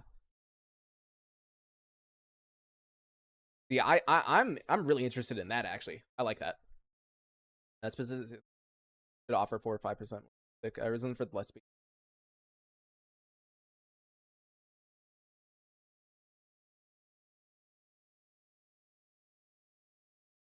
Oh my god! And immediately Michael slaps back with the 31-31. Bro, we are just freaking having an argument right now between decimal and non-decimal. Thank you, dude, for the 31-31.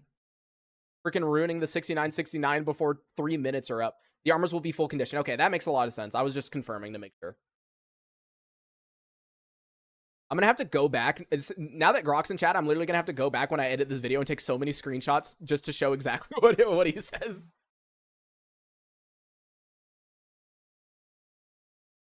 Oh, by the way, so the slash here indicates the different variants, correct? For specifically this suit, I'm guessing. Same thing with the sunrise suit.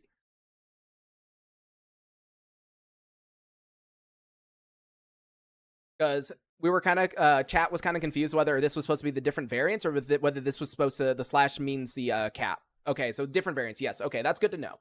So this has nothing to do because when I originally saw the slash, I thought maybe since it was specifically under since it was specifically under these, it might be a cap. But yeah, okay. Ruby SSP 80%, 40% for the others. Okay, that makes a lot of sense. All right, yep. Are you changing anything to do? Oh, well, you did mention the pelts being able to give you higher caps, because I was just about to wonder about, for example, the Ruby suit being able to give you 80%. Are you still capped at 65% until you get either artifacts or a pelt?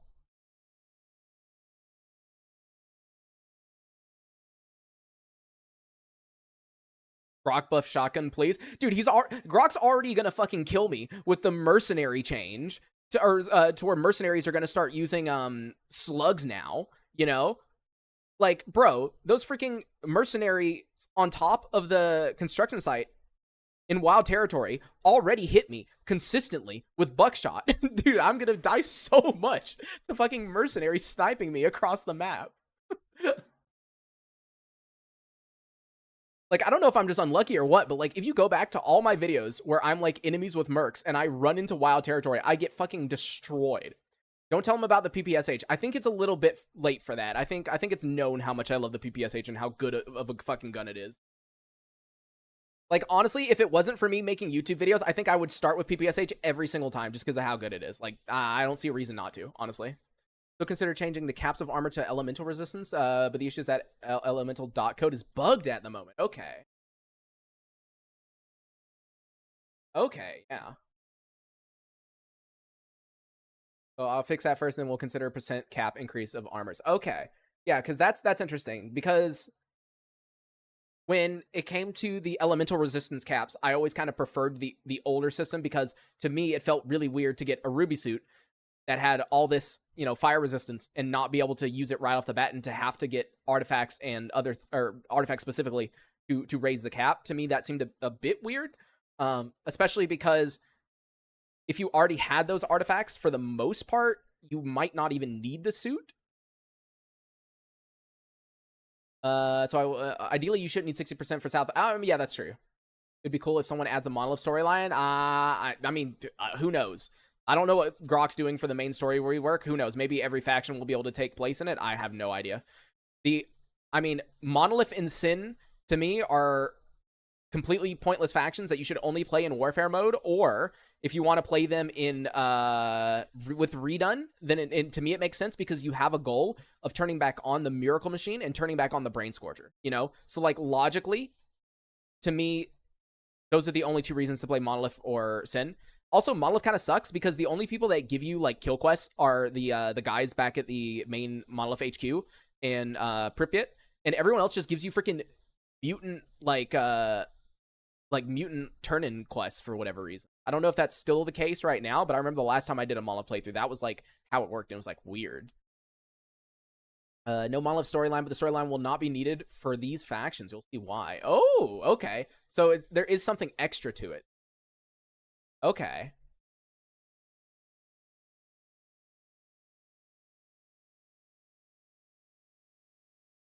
Yeah, it still is the case. Okay, yeah, because to me, it was always kind of a bit hard to do a Monolith playthrough because of that. Like, all the quests you got. I would prefer if Monolith, like every Monolith soldier would almost give you a kill quest, which might sound a bit weird. I don't know how easy or hard that would be to implement, but I feel like Monolith should be giving you constant kill quests instead of, hey, can you get me some boar meat? Like every single one of them, hey, can you get me some boar meat? Well, the Sin, no, Sin is not being removed from the Miracle Machine. They are being moved, or they're not being removed. They are being moved. Brock said they're being moved to the corridor. I don't exactly know which corridor he's talking about. Though I can guarantee you it's going to make things way easier, because the biggest issue with doing Miracle Machine with Sin at the moment is you go into that room and they're just shooting straight down at you and you can barely freaking see them. They're just destroying your ass. Also, people in my chat have told me that they have been getting Sin in the Miracle Machine with RPGs, which sounds insane to me. I've not seen that yet, but that sounds hilarious. Just freaking RPG in the Miracle Machine. Sounds lovely.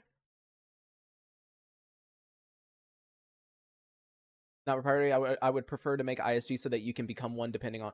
Yes, that would be nice. Actually, I think that would be pretty cool. We'll keep them. Yeah, move them to the corridor. Yeah, as I said, I don't know which corridor, obviously, but I just find the RPG thing really funny.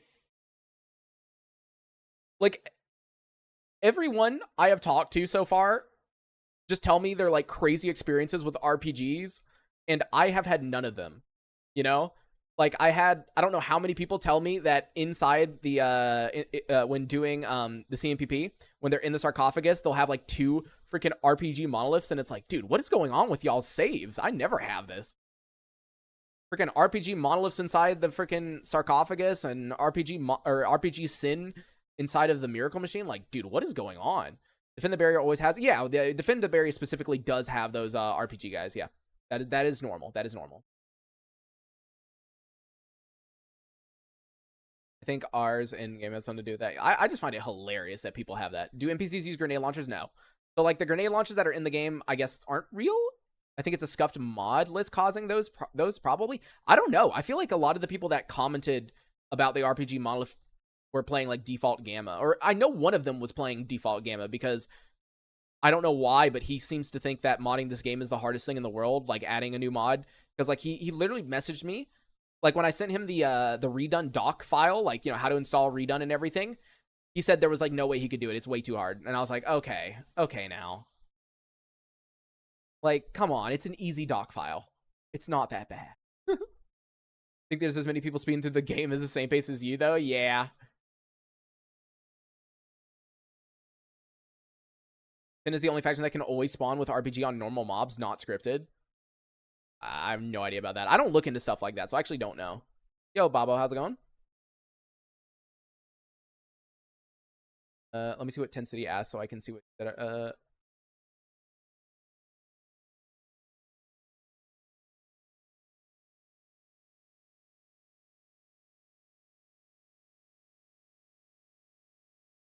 Um, no, the idea is that 65% elemental should be needed for North. Yeah, okay, so it should only really be needed for North. Mini letter equals biggest skill check. Dude, trust me. Guys, every time I upload a video about a mod, it makes me want to slam my head against the wall. Like, I'm not kidding you. You should read the comment sections on any videos I make that have to do with any mod, like specific mod, any guide or anything like that. I will get asked quite literally the dumbest questions. And the same thing with like the Gamma install guide that I had made. Like there was this one guy who, keep in mind in the video, I specifically say multiple times, you need to run this as administrator. Everyone says run it as administrator. Run it as administrator. And this dude was having a problem installing things, and as soon as he ran it as administrator, it just worked. And it's like, brother, I said it like 3 times in the guide. Come on, guys. Like, it's simple. Are there any guides for the warfare? So I don't think I ever made one. So I personally have not played Gamma with Warfare because I personally always felt that EFP with its gunplay and the quicker time to kill and you dying easier too felt better for Warfare mode. But yeah, I don't know if anyone has made a specific guide on that or not. And for the reference, whenever the next EFP update comes out, I don't know what all mods they are adding. You know, I know what they're reworking because Made has told me what they're reworking. But I don't know what mods are being added. So keep in mind with the new EFP update, if they are adding redone to the pack, then you will not be able to do warfare mode with redone. That is not compatible. I don't know how to install mods. Honestly, at this point, I'm too afraid to ask. Almost a majority of mods are very simple. A majority of them are literally just, you know, click install on mod organizer 2, install, check mark, you know, make sure like if in the instructions it says put at, you know, highest load priority or whatever, you know, like for the most part, it's just follow instructions. You're very unlikely to mess something up. Very unlikely. I do recommend if you're going to install mods, making a separate profile on your mod organizer too. That way you can have a profile that is specifically for like your new mod list versus the default, just in case you ever need to go back to the default. Why are they not compatible? Because redone is just not compatible. I don't think that's a focus of Ackman's, and I don't think it should be a focus of Ackman's. I think that Warfare is kind of like a lesser thing. Like, Warfare is fun, don't get me wrong, I love it. But, like, I'd rather... Like, I don't know if he still plans on doing this, but we had talked a while ago where I was like, hey, you know how if you kill everyone in the duty base and Freedom takes it over, it would be cool if a Freedom mechanic showed up there, kind of like in Warfare mode it will if you have that mod, right? If a Freedom, like, shop was set up there, that would be so cool. And he was like, yeah. And because I had mentioned the Brain Scorcher, because, you know, when you're doing the Brain Scorcher in redone, after you turn it off, your faction or, you know, people that you're allied with will go and take over the Brain Scorcher. And I said, wouldn't it be cool if there was just like, you know, like a mechanic there in a store there, even if you don't use it, it's cool that it's there, right? But I don't know. That's up to Ackman. I don't know how hard that is or is not to implement. But that's kind of just like, I would rather him do stuff like that than try to make it Warfare compatible.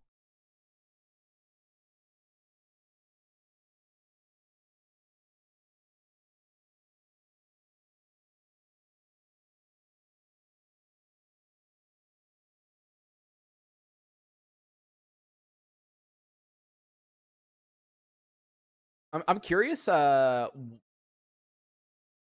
One thing that isn't listed yet, as we can see on here, is the carry and the weight. I'll be curious to see with these metal armors, how much heavier are they?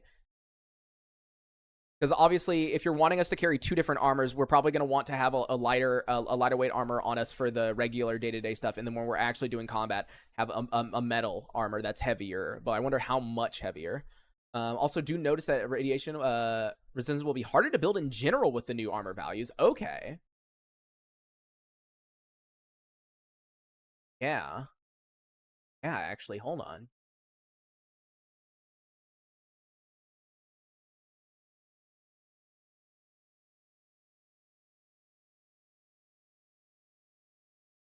The ace suit over here with 35% and then 30% on the hybrid. I think I'm still gonna enjoy using the hybrid. I think. So carry and weight will mostly be untouched because I think the current values are good. Some armors will receive a buff to carry capacity, like NBC, for instance. Okay. Are you going to be changing the rate at which certain armors drop, or like the chance of getting certain armors? Or is that going to mostly remain the same? So like, Ace is still a literal freaking unicorn. Which is fine because Ace seems to be really, really good. So I'm not saying that it should be more common, but I'm just asking, like, in general, will the armor drop chance? Armor drop chance is really hard to balance. Yeah, that's kind of what I thought.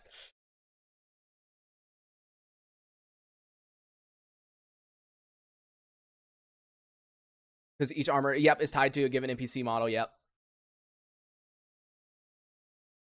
Yeah, and it also depends also like how you play the game.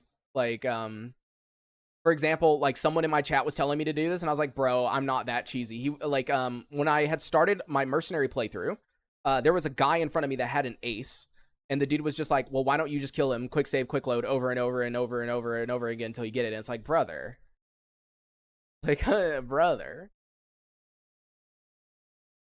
There's no control over how often the NPC model spawns. Okay. Yeah, so that does make it very difficult to balance in that situation because you literally can't control that.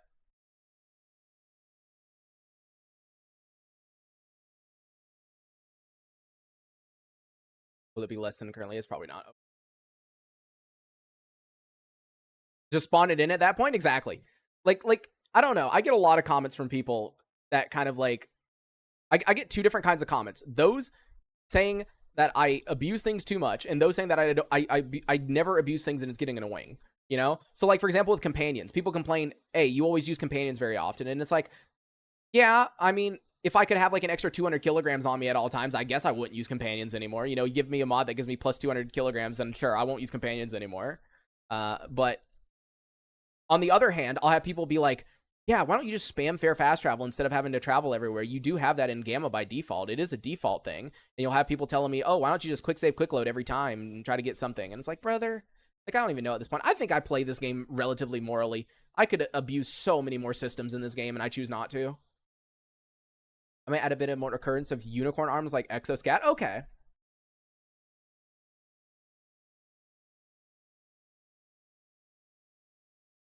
Yeah, I was gonna say, like, with this Scat Exo, I was literally asking before you joined the stream, Grok. I was asking people if this was a new armor because I've literally never seen this. I was like, guys, is this a different armor? I don't think I've ever seen this before. Like, I don't think I've seen this. Literally, unless I've like ignored it sometimes, which I probably have, honestly. Because if I see an Exo and it's not the one I want, I normally ignore it. But I was like, guys, does this exist? Uh,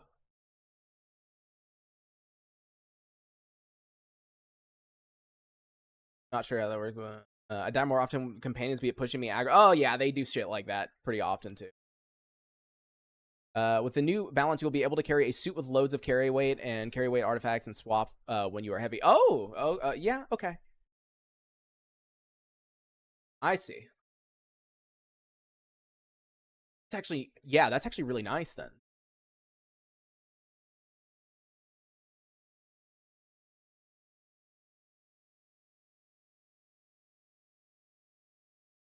But I will address because some of these suits will be tradable for rare items. Oh yeah, that would probably be, yeah.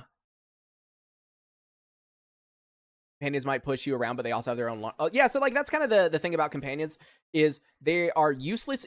They are useful, useless, and annoying at the same time. Gedexo would be more common if military were more prevalent up north. Yeah. Hybrid's still good. Yeah.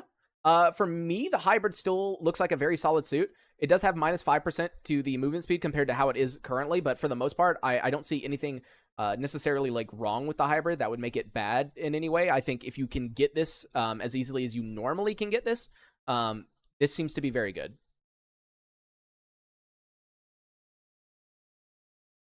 If I have 90% BR, then it'd be beneficial for me to have a little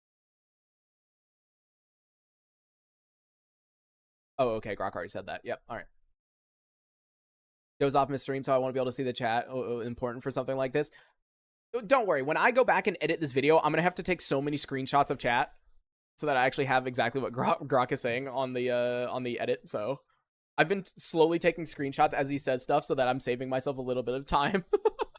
So I actually don't have to. So I don't have to sit there and go back through and do everything. Also, why did I get pinged in the EFP Discord? Oh, okay, never mind. Thank you. Min gave me the role to where whenever I post a video, it'll automatically be posted the EFP Discord, so I don't have to post it myself every time. Okay.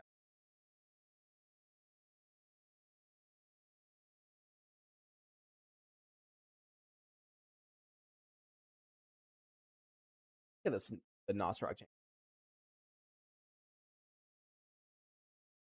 Yeah, I still feel like, yeah.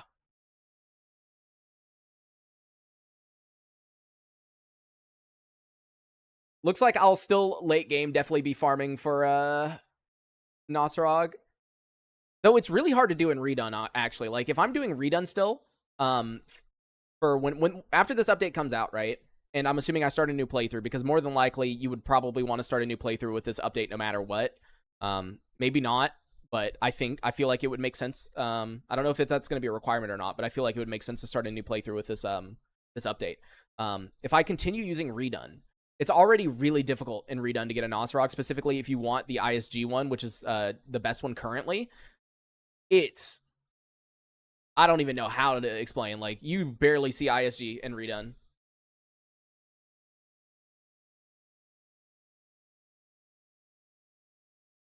Yeah, it's fair enough. Armor, but if you don't tweak it, then yeah, just this. You'll need to sacrifice everything for specific armors: repair kits, toolkits, artifacts, pelts, mutant parts, loads of drugs, etc. Okay. Huh.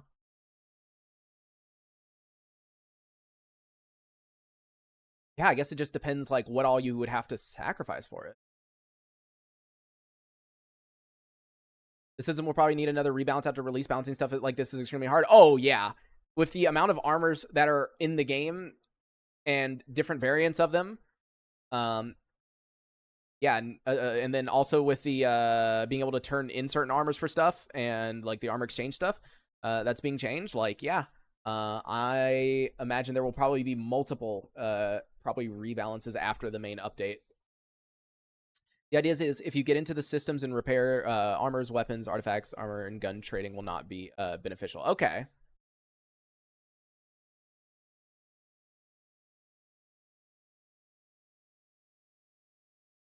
I need to change helmets. That's I feel like he mentioned helmets at some point. Was it on this or was it on the? It might have been on the disc. Let me check actually. I feel like I remember him mentioning helmets, unless I'm going crazy, which I could be. To be able to circumvent the system and just trade everything for working guns and armors. Oh.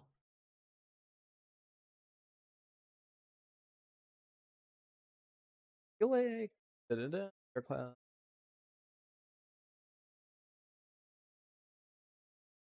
Maybe I'm losing my mind right now. I thought Brock mentioned helmets at some point, but maybe I'm losing my mind right now. I'm like looking at the announcements page because I thought I saw it earlier, but I think I'm literally losing my mind. Base stats.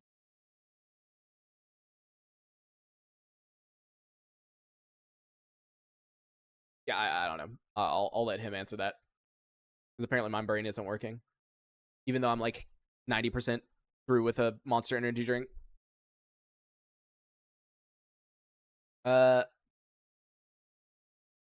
Now that guns are mentioned, any changes we can expect for the PPSH? No, don't ask him that. We need PPSH to remain the most OP freaking starter gun, period. That everyone shit talks, and then as soon as they use it, they say, oh, never mind, this is actually a really good gun.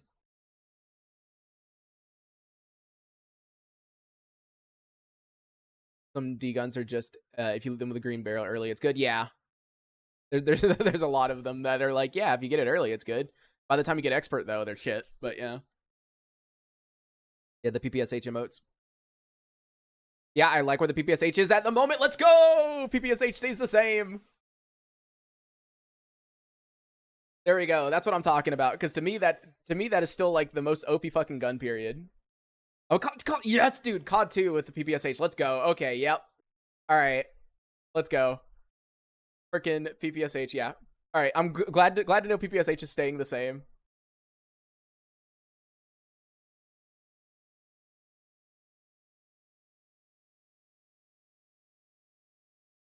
Here's my homage. Yeah, let's keep the PPSH good then. Let's go. Let's go. That's actually really nice. God, COD 2 was actually so good.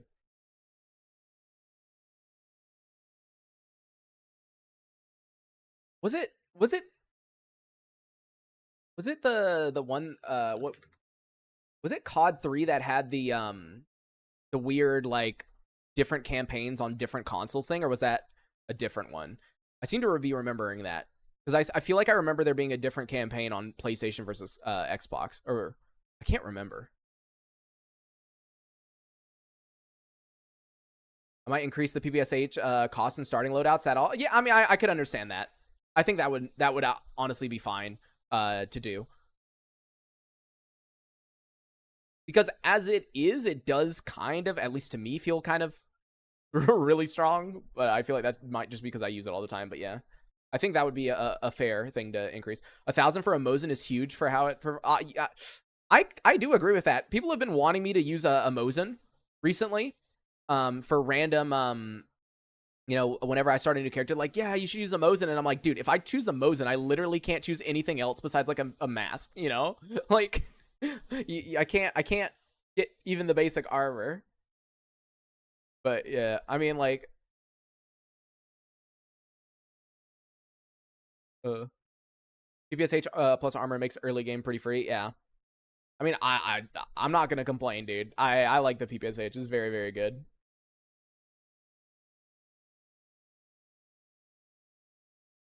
Making Mosin 700 will make people only pick the Mosin.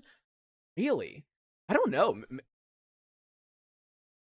Personally, I mean, the Mosin is good, but I don't think it's that good for me personally.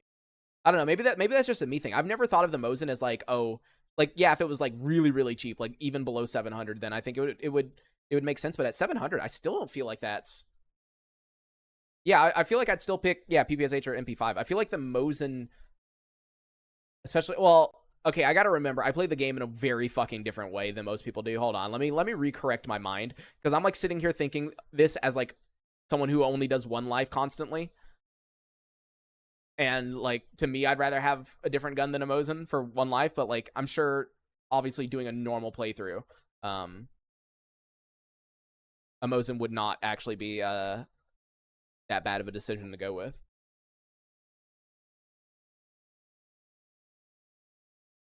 Personally, I despise using sniper bolt actions. A lot of people are with me on that, but yeah, I mean, I feel like there's a lot of people that say that. I started using a sniper a lot more often recently just because of the amount of range I can get on it, and with decent bullets. Because with one life, it makes way more sense to try to like kill someone from afar versus close. But I don't know if it's redone combat AI that does this or what. But dude, those zombies in my game, those zombified stalkers in my game, it doesn't matter how fucking far I am for them, they somehow magically hit my head, and it's like the scariest fucking thing every time it happens. I'm gonna take a wild guess and say it's redone combat AI that's doing it, but I don't know. Maybe it isn't. But like, dude, it's fucking scary.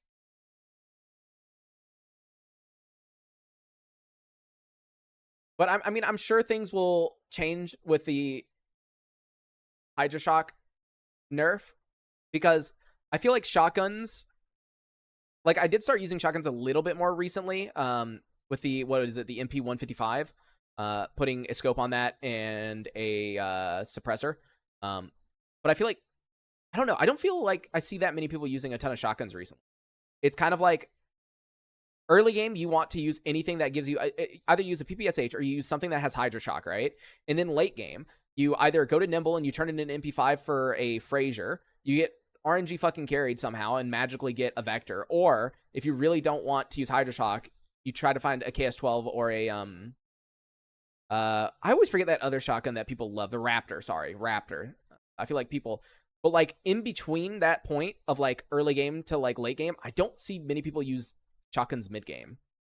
But maybe that'll change, as I said, if like 45 Hydra gets nerfed and it's not like hands down basically best fucking mutant killing thing, period.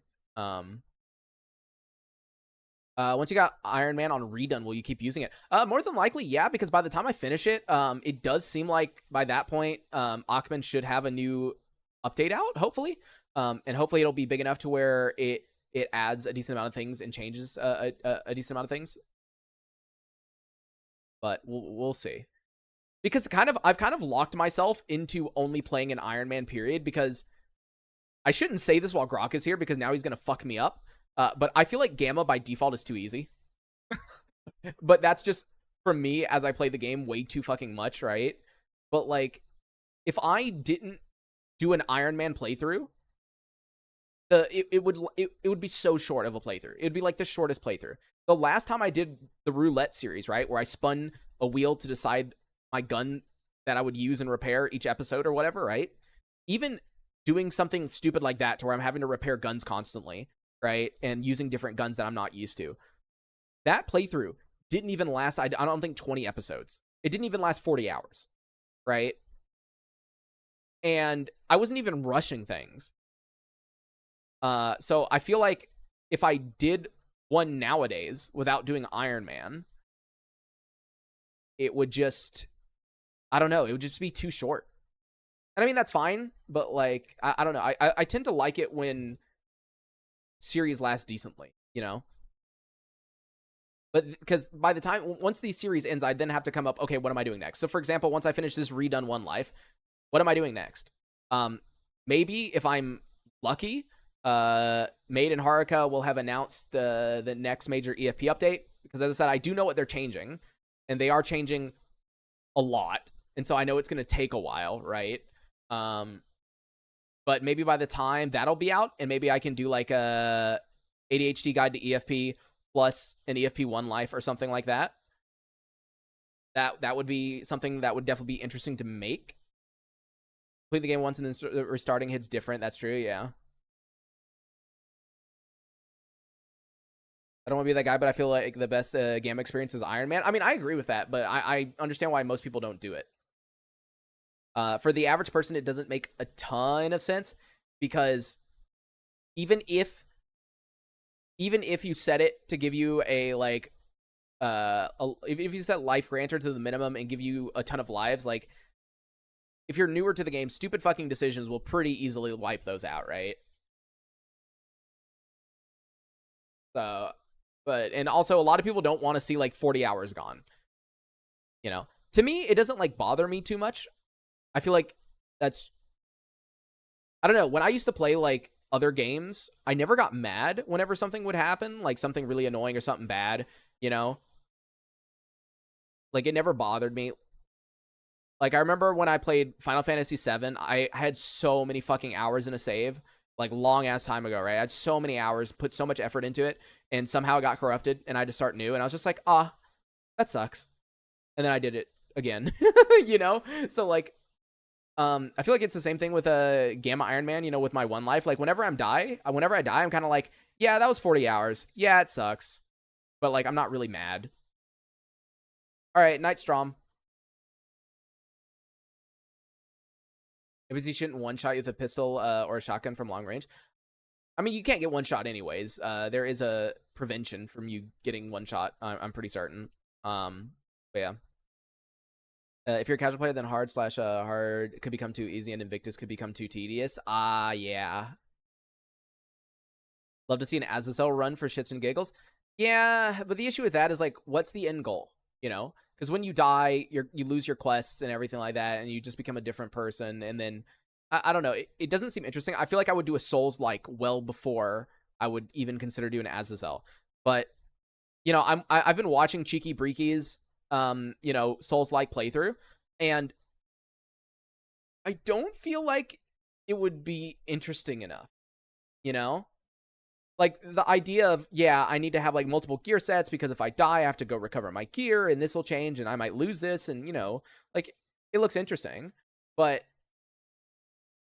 it doesn't seem like it would be that much of a challenge, is my issue.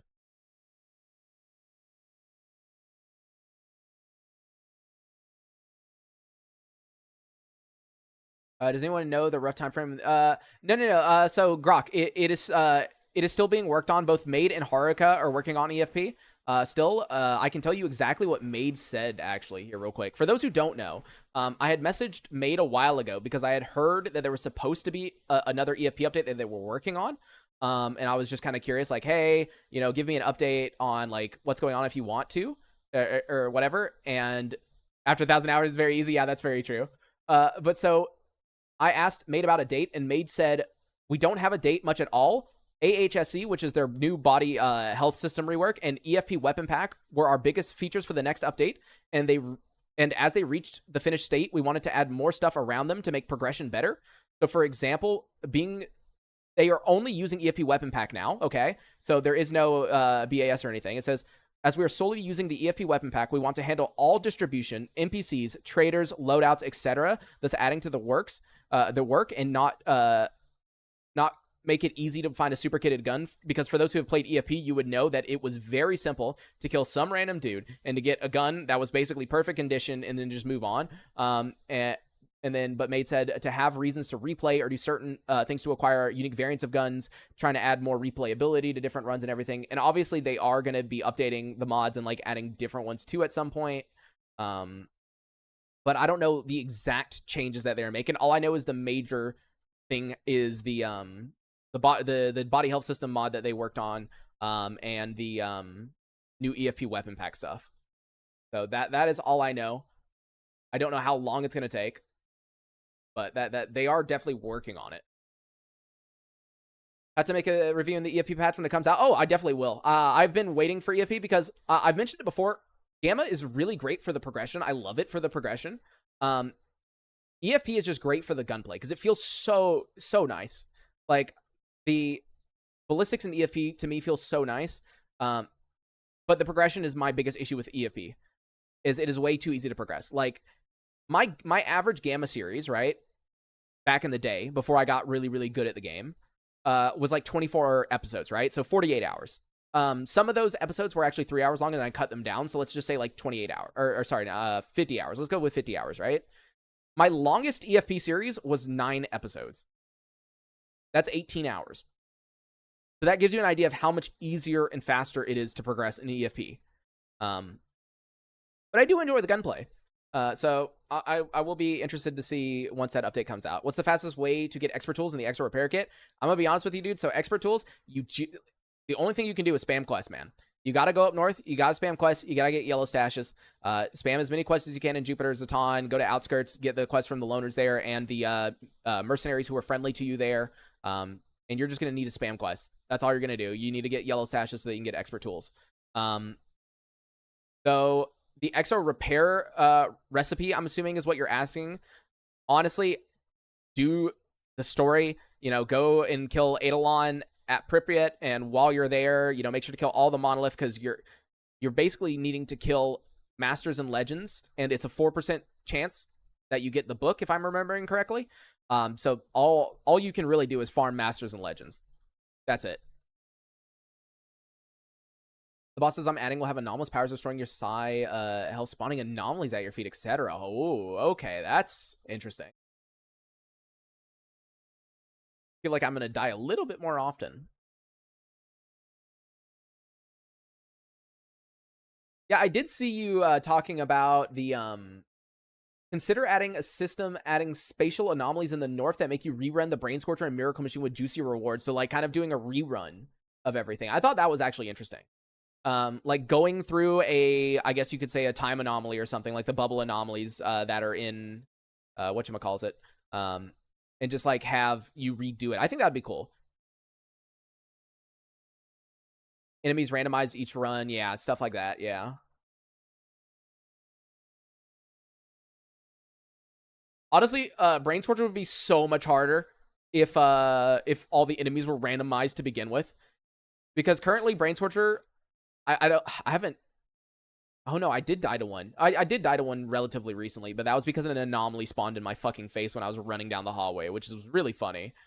But besides the anomaly appearing in my face and insta-killing me, I've always found Brain Scorcher to be quite easy because if you know where the NPCs are and how many there are, it's really difficult to die to them.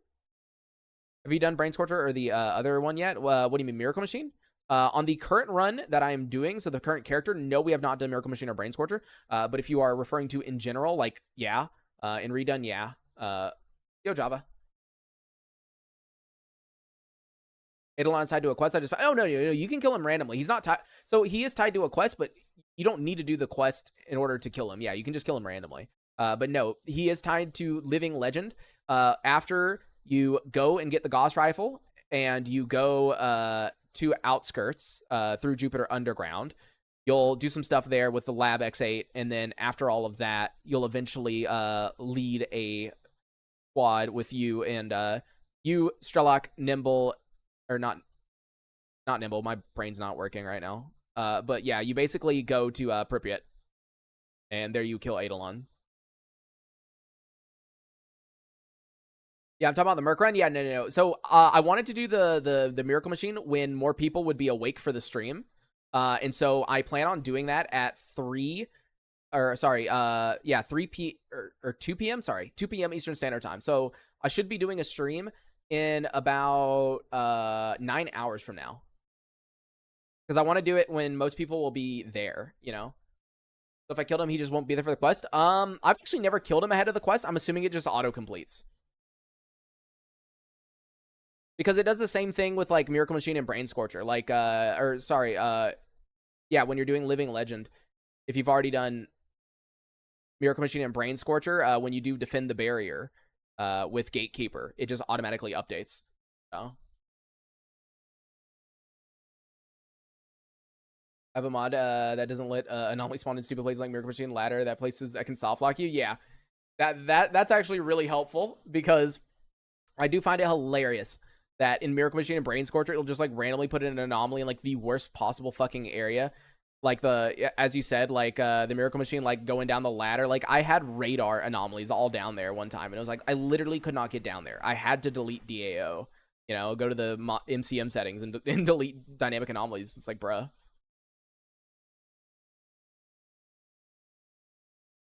Inside Scorcher was easy, but the hundreds of monoliths in the front of the Scorcher was a pain. There shouldn't be that many monolith in front of the Scorcher, I don't think. I don't know. Was there that many? Like with Redone, the first time I did Brain Scorcher, there was nothing at all. The second time there was a ton. And then back in default Gamma, I don't think I killed that many.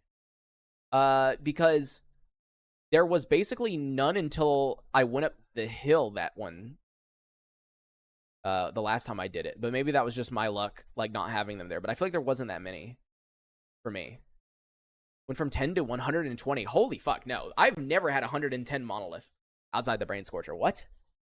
I don't think so.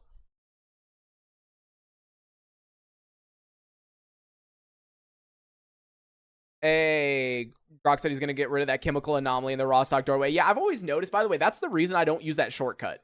I never use that shortcut with the freaking map edit mod, right? To run through there, because there's always a chemical anomaly there, and it's like, bro. Yeah, but throw a bolt. Yeah, but like, what's the point of throwing a bolt when you can just like go between the like the stack that's like to the left of it, right? You can like squeeze through. So I always just squeeze through, you know?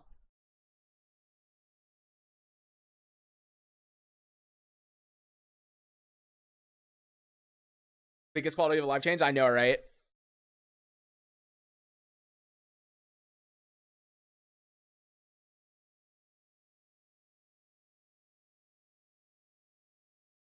Love-hate relationship with DAO. Yeah, I feel like most people can do that.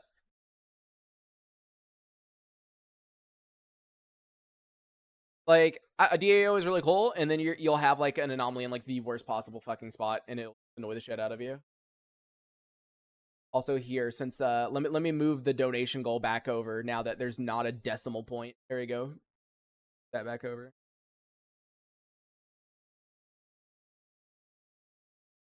Yeah. Before I go to bed, after I edit this video, before I go to bed, I'm gonna need to remember I need to give the cats their antibiotics.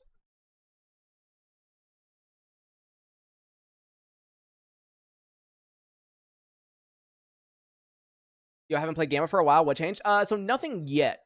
There is going to be a full armor rebalance rework. So that's kind of what the entire thing of us like discussing was.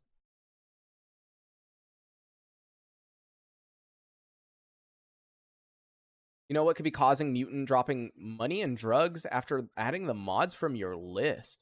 Wait, what mutant specifically, Alec? Because if you're talking about like zombies, like actual zombies, like when you skin zombies, they can give you drugs and stuff like that. But if you're talking about like a boar, then yeah, boars aren't supposed to have those. All? I have no idea.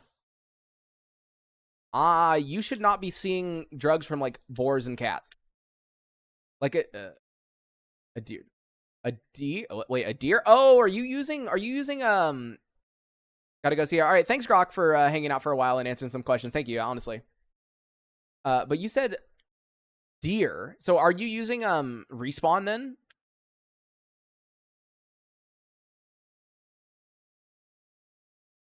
Because I don't use the respawn mutants and stuff like that. I don't use extra mutants.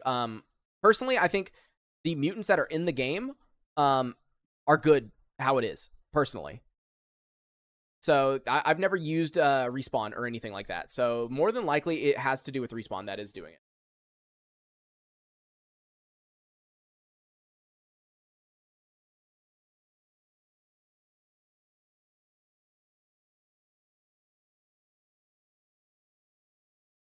A QOL modder. We need to get more QOL modders. Need more quality of life things. Actually, like honestly, you've solved a lot of like Series has solved a lot of the quality of life things that I've had complaints about. I'm like actually trying to legitimately think of something right now that's super annoying that needs to be fixed, but like what's something that's actually like quality of life that I can think of? Jupiter not running like shit, but I don't think anyone can solve that issue. I'm actually curious why Jupiter specifically runs like shit, because Zaton runs way better for me. I don't know about you guys. I got a comment recently actually from someone that was like, hey, like Zaton runs so good, but Jupiter runs like shit for me. And I'm like, bro, I don't know what to tell you. It runs like shit for me too. Even with my setup, Jupiter runs like shit.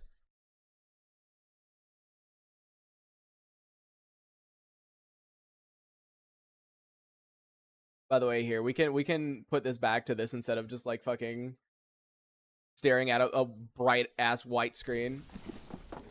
There you go. We're backing him. Jupiter runs fine for me. I don't know, dude. For me, it's mainly like, I don't know. Like it feels like the performance gets way worse as time goes on. Yeah. See, like I always get a 30 to 40 FPS drop. Yeah. Like I don't know, man. For me, like it just runs like shit. I would like radiation on the garbage hills. Yeah, that would stop people from just like I do. I normally get to the top of this and I'm just like, you know, total random mod playthrough in Gamma. Like what, does that randomize like everything or something? I'm assuming that's what it is. It's like a completely randomized playthrough. I mean, that could be something interesting.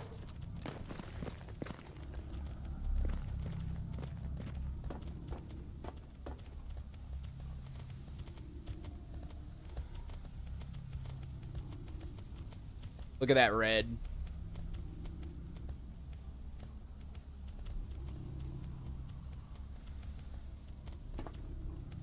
I have a stash weight of 1,500. So much shit is dropping. Oh, well, yeah. This update took the anomaly out of the raw stock doorway. Oh, okay. Trying to make some changes to make stealth more viable, but once you kill someone and stuff, all NPCs, do you know any fix for that? So, multiple things.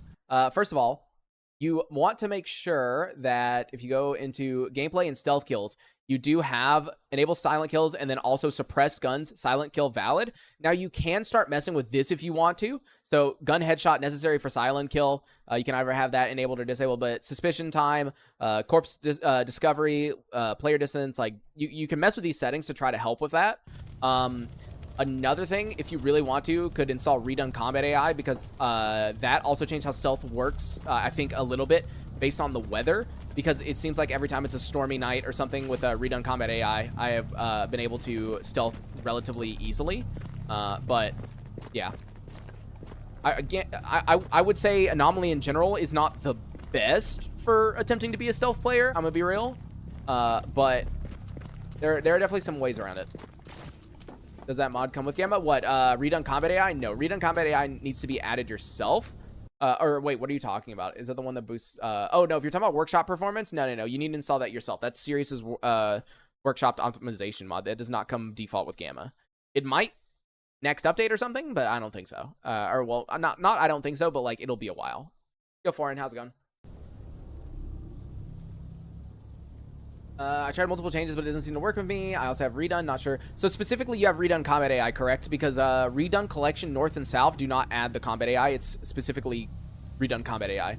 I got about 32 gigs of RAM to upgrade to 64. I mean, hey, 64 gigs of RAM, once you get that, you don't have to worry about it much. So. Yo, Monolith, how's it going, man?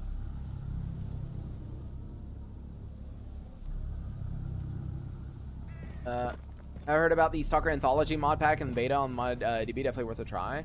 I feel like someone mentioned it once. I feel like someone definitely mentioned it once. Yeah. I remember people mentioning that one, yeah.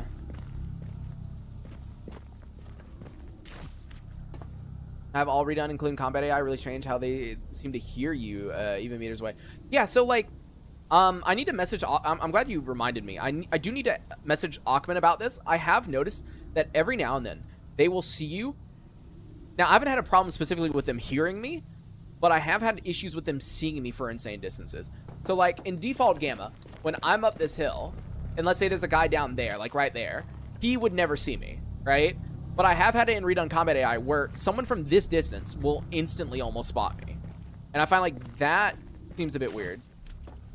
But yeah. Don't think it's your headlamp? No, headlamp. So headlamp being on cannot detect from that far away. And also a few of the times that I've been detected, my headlamp battery's been dead. So I don't think the headlamp makes that big of a difference, specifically with enemies that are that far away. Life of Boris started playing Gamma. I think I remember seeing I didn't watch the video, but I do remember seeing it. Or like seeing him talk about it. Or like on my recommendation. By the way, hopefully if I have to take the cats to the vet again, the other cats, since the doctor already knows that they just need antibiotics for the ones that have a fever, hopefully it'll be way cheaper. Because for those who didn't see today, I did take the cats to the vet a second time. Because I took one to the emergency vet just because of how bad he was doing. And that ended up being like $340 something. And I took 3 cats to my like typical vet, my like new, or well, not new vet, but my typical vet, right? That one was, how much was it again? I put it in my Discord. My brain's not working right now. It was $309, which is a lot of money, but it was 3 cats. They were all given B12 shots. They were all given fluids, so hydration because they were dehydrated. They were all given like anti-nausea medicine, sneezing medicine, and antibiotics. You know, so it was like a lot. But I think it was kind of worth it for that price. He did say that he could have given them an antibiotic shot, and I wouldn't have to give them medicine every day, right? And it would just be like 1 shot and everything was done. But it was $80 per shot. And I was like, yeah, no. Because with the amount of cats we have, like, dude, $80 per shot, whew. Dude, I'd be fucking broke tomorrow. Will the Iron Man stream continue today? The plan is to do it at 2 p.m. Eastern Standard Time, so yeah, it should continue. From the self-mod description, sometimes AI will have a detection spike. From what I saw, this is kind of related to anomaly, maybe related to anomaly itself. Oh, okay. Favorite gun aesthetically, G36. I do actually really like this gun now that I've started using it. Using it a lot more in my Iron Man series. So, I actually really like it. I think going forward, if I have to use a 5.56 gun, and I have the G36, because it just makes sense. You got this, right? And then also you got the grenade launcher on it, right? We tried the G36 Merc, which hold on. Love that we're just turning this into like a whatever stream. We got done talking about the fucking armor changes, and now we're just like, I'm gonna have to cut all this out of the video later. That's gonna be really annoying. Uh, I see. So this one has the laser on it. This one can't have under barreled though. Okay. I love when there you go. How do you make the under barrel separate from oh, you just go to your settings and change it. Wait, what? What is going on? Why did it get dark instead of red? Oh, I don't know what's going on right now. But yeah, you just go to your settings. Go to your settings, go to controls, go to keybinds, and then when you scroll down, you will have switch to underbarrel grenade launcher. You can put that on O, and then you can leave sight aim toggle mode on V. Like, that's what I do. I have it on O. Funny, since I don't ever use 5.6, you unlock much better. Yeah. Yeah, that's how you change it. All right. So I'm gonna go ahead and mention this because we're probably gonna wrap up in about 10 minutes. Oh.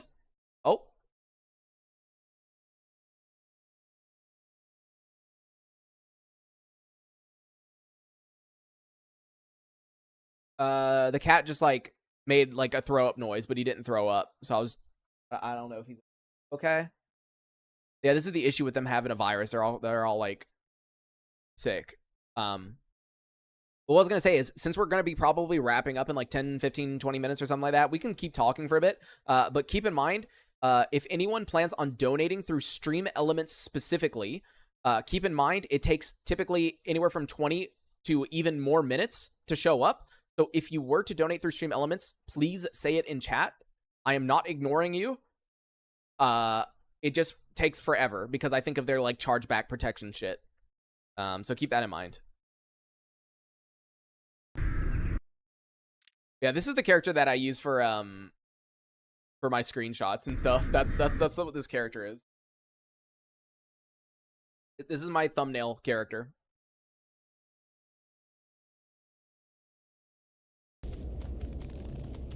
Thumbnail character.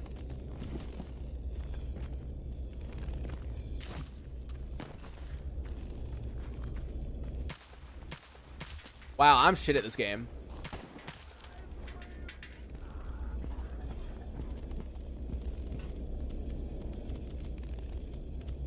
Who knew I was so bad at this video game?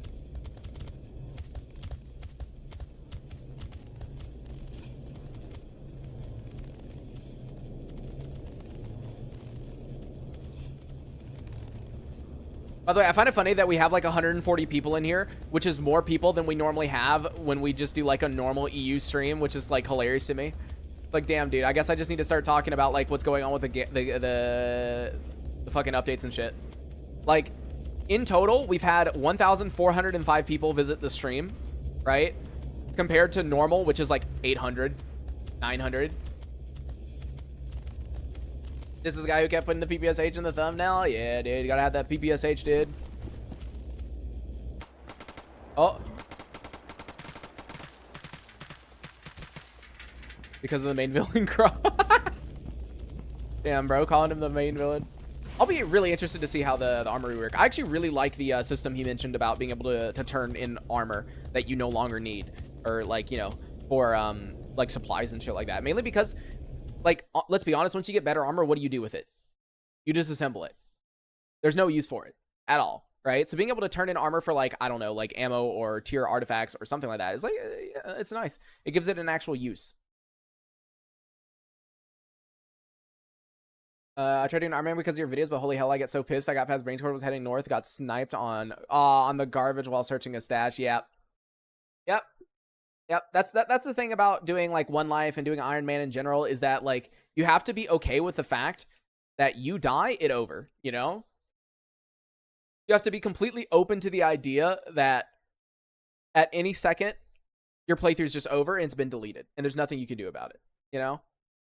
I mean, technically there's something you could do about it. If you back up your save every fucking thing, you could go back and play again, but I think that kind of defeats the purpose of Iron Man, right? The only time I think it's okay to like, I do actually, by the way, recommend backing up your saves whenever you do an Iron Man, just in case something fucking happens that screws it up. But for the most part, I don't believe you should be, you know, using that loaded save unless, or saved save, unless you die to something like glitch, you know.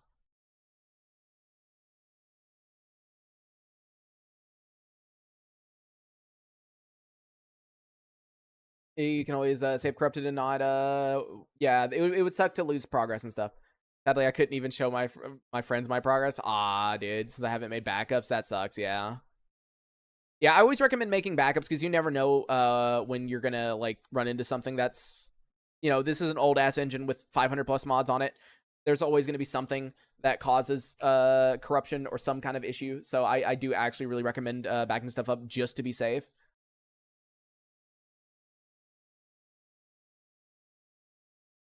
All right. Well, before I completely wrap up, I'm just going to go ahead and mention this one last time. So, if you don't know, I have a Discord down in the video description. That Discord, I typically alert people with announcements and when I go live and when I post new videos. Typically, though, every single day I'll post a video at about 11 a.m. Eastern Standard Time, and I try to stream either at two different times. If I can, I'll stream at 2 p.m. Eastern Standard Time, which is 8 p.m. Central European Time.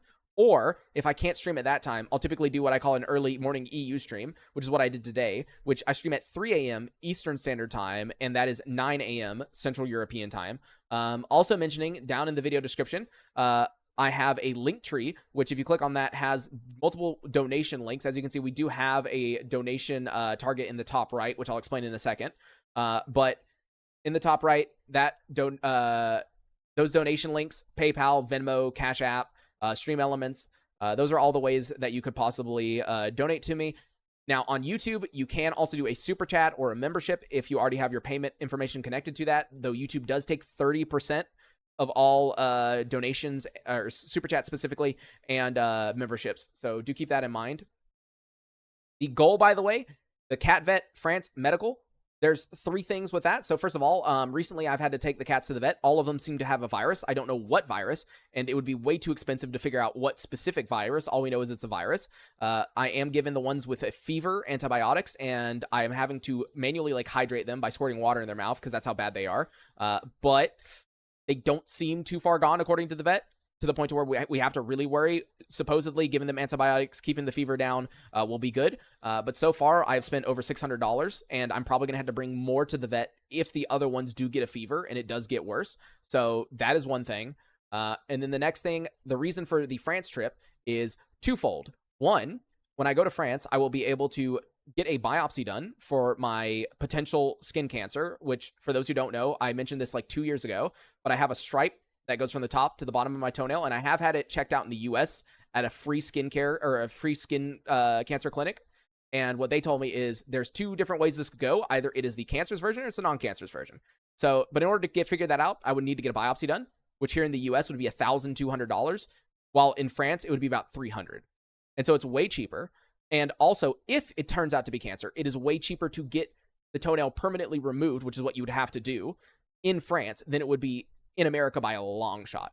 And the third and fourth reason to go to, or the second and third reason to go to France, besides the medical tourism, is my girlfriend lives there and I can finally visit her, which would be very, very nice.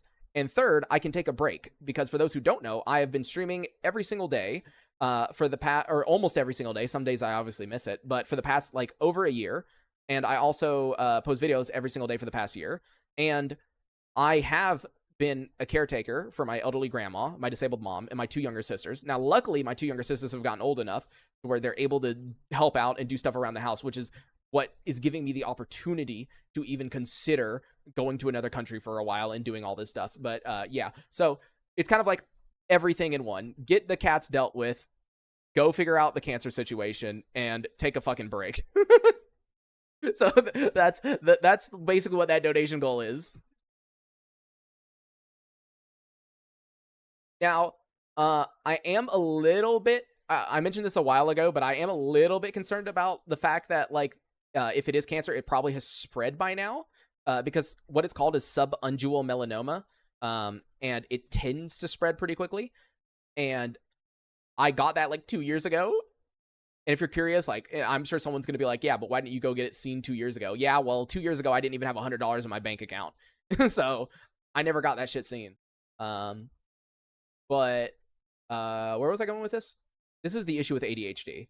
Where was I going with this? Where was I going? Oh, I have been feeling like really, really weak recently, and I have been like really not hungry. Like I've lost almost like 9 pounds. So I am. I'm hoping that it has nothing to do with the potential cancer. I'm hoping it has nothing to do with it, but I have felt like really not hungry recently, and I have been like muscle weakness. So let's hope that that's something completely different. Uh, as you can tell, I make jokes out of everything because it's better to make a joke out of it than to like actually be worried about it, right? It could be spreading. I'm not saying it is spreading, but if it is cancer, more than likely it has spread. Because if you look up anything to do with like subungual melanoma and melanoma in general, the reason they recommend, by the way, the reason melanoma is the most dangerous skin cancer isn't because the melanoma is what kills you. No, it doesn't. It's spreading is what kills you. So the skin cancer itself can't kill you, but the fact that it spreads does. So, for example, I think the two top cancers that people normally get from melanoma is leukemia and lymphoma. Those are the two. That's why they tell you, if you think you have melanoma, you should always be looking at your lymph nodes. You should always be looking like exactly where your lymph nodes is and seeing if there's a bump, because that's actually one of the most common things to get. That isn't like a rare type of cancer. So from what I know, subungual melanoma, so melanoma of the toenail, is about 3 to 6% of all melanoma cases. So yes, it is quite rare. However, my family does have a history of skin cancer. My grandpa had skin cancer. My grandma had skin cancer. My mom did. So as you can see, it's not, it does seem to be a family history of it. Though all of them did not have melanoma. They did have other forms of skin cancer. So I don't know if that like matters or not. But yeah. More than likely, I have something. Who knows? We'll figure it out. We'll figure it out. That's kind of the point.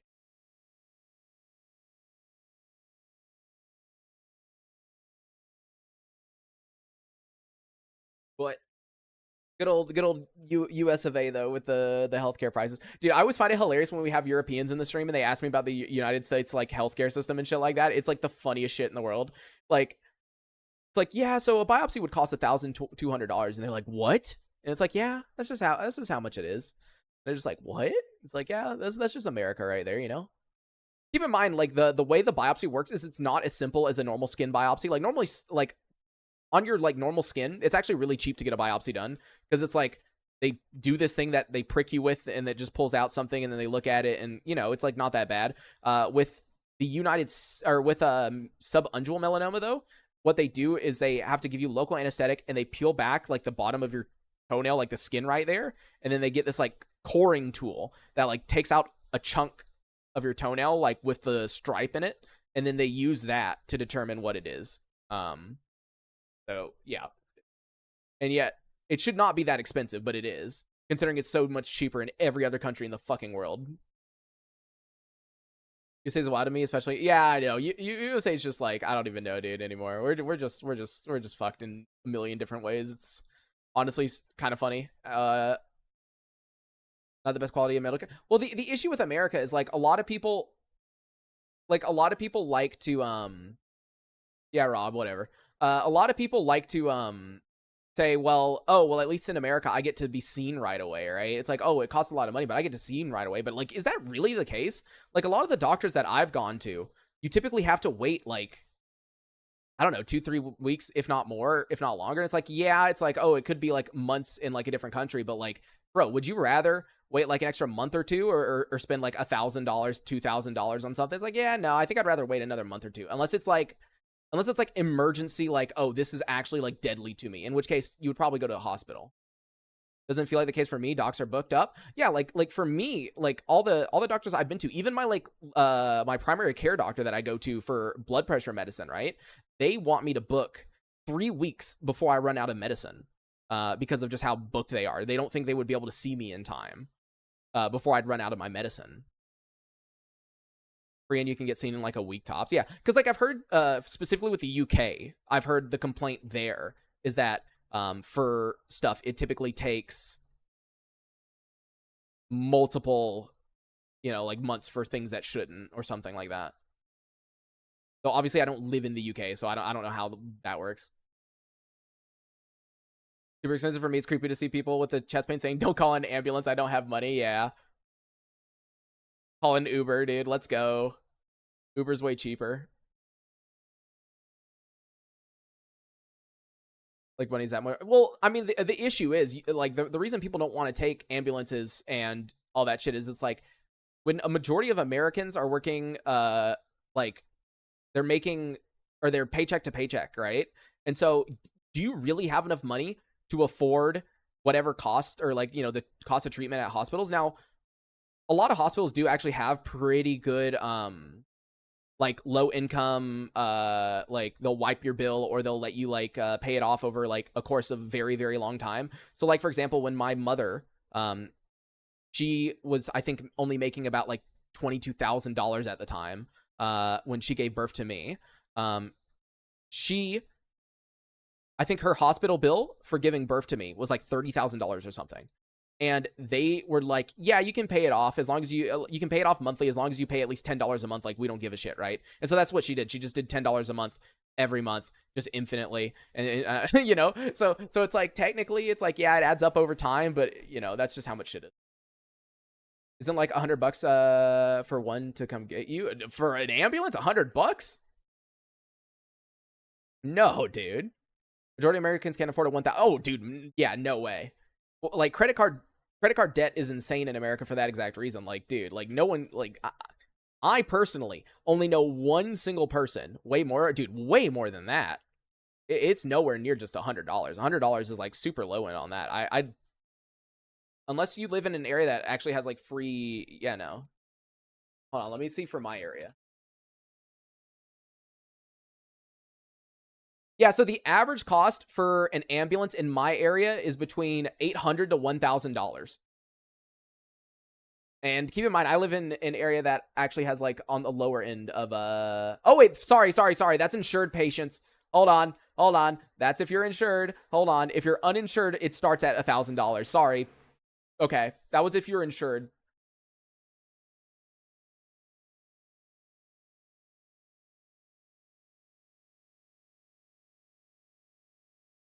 Yeah, talk like as he said about like most people can't afford a $1,000 expense. Like, yeah, when my mom became disabled, my grandma had to start using her credit card for basically everything because, like, what are you supposed to do? And she hadn't been unemployed long enough to be able to get food stamps, if I remember correctly, at the time. And so, my grandma currently has, I think, $19,000 of credit card debt at the moment, and no hope of paying it back. And that was because my mom had become disabled and my grandma had only worked a very short period in her life. And so she didn't really get much from Social Security because she was mainly a at-home, like wife until my grandpa divorced her. Right. And so she barely gets anything from Social Security. And so she was just having a credit card because, there's, her disabled daughter. And then she has two grandchildren or three grandchildren, but two granddaughters, including me as a grandson. Right. So it's like it added up fast. Right.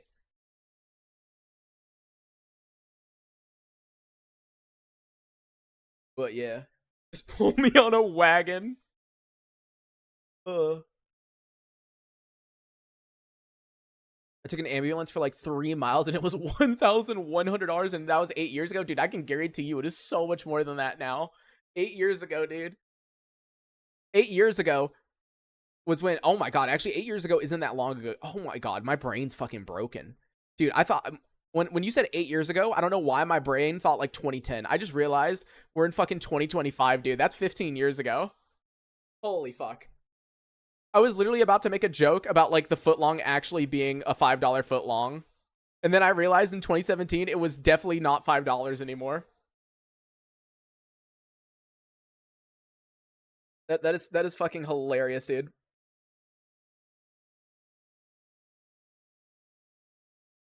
This when Subway was cheap. I was when everything was cheap, dude. Are you kidding?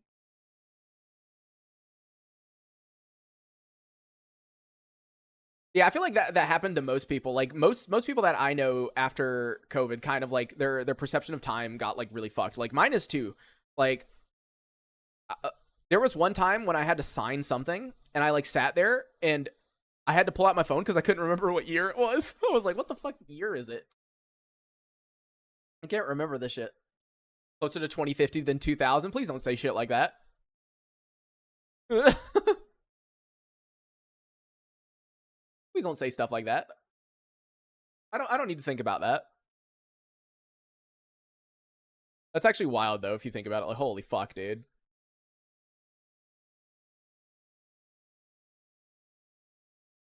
Yeah, I like that this is just turned into like talk about random stuff hour. I mean, like, might as well, right? Oh, you know what's hilarious, by the way? You know how that Rob Clay guy said always the sob stories to get money, and literally not a single person donated, which is hilarious. Normally, when I don't mention money is when people donate, which is actually hilarious. It's like every time I mention it, no one does anything, and then when I don't mention it, I'm just like fucking doing stupid shit someone does. It's like really funny, actually. Yeah. It's kind of wild. Everyone I know, every country has perception. Yeah, it's like I feel like most people's like lifestyle changed so dramatically that it kind of, yeah, because like most of the time the way that you judge how long it's been is based on schedules, right? You're like used to doing certain things at a certain time and doing, you know, certain number of hours of stuff like work, and it's like, you know, you track your time and everything. But then during that, like there was a lot of people that got laid off, and then there was a lot of people that worked from home and their hours changed, and there was a lot of people that just like weren't working to begin with. I don't know. I feel like everyone's schedule got fucked to the point to where they just couldn't keep track of it realistically. PayPal sucks. Yeah, I've heard PayPal sucks for some people, like incredibly badly.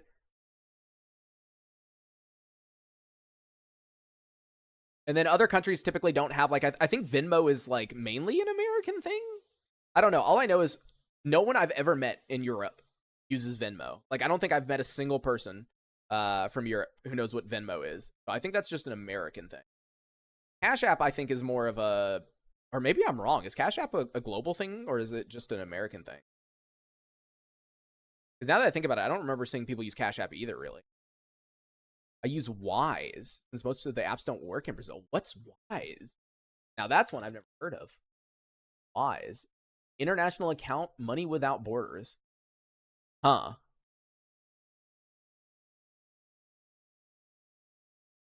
I have never heard of Wise before.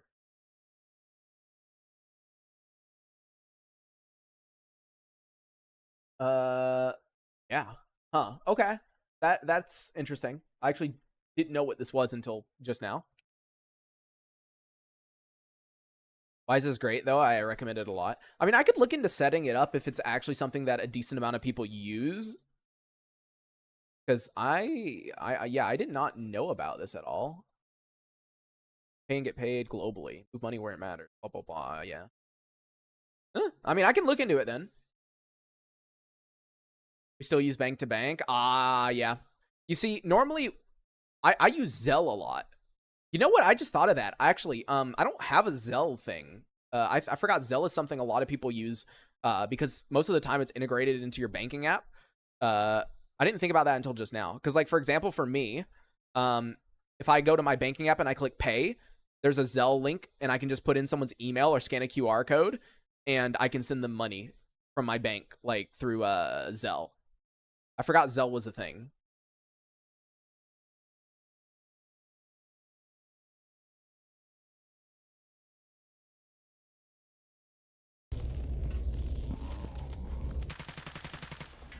Yeah.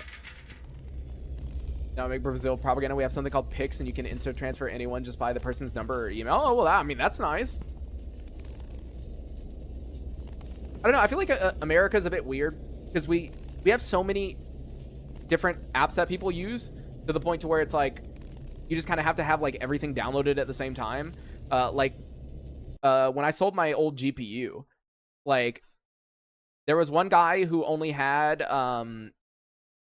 you know, who was only willing to send over Cash App, and then there was another guy with freaking whatchamacallit, with Venmo, and then another guy who only wanted to use Zelle and stuff like that. By the way, fun fact, actually, dude, no one is in the market to buy a used computer right now. At least in my area, nobody is in the market to buy a new computer or like a used computer, because I still have my old computer, which is a 5900X, an Asus B550F gaming Wi-Fi motherboard, 32 gigs of RAM, and then I have the Corsair 4000D case, and then a Seasonic 650 watt power supply.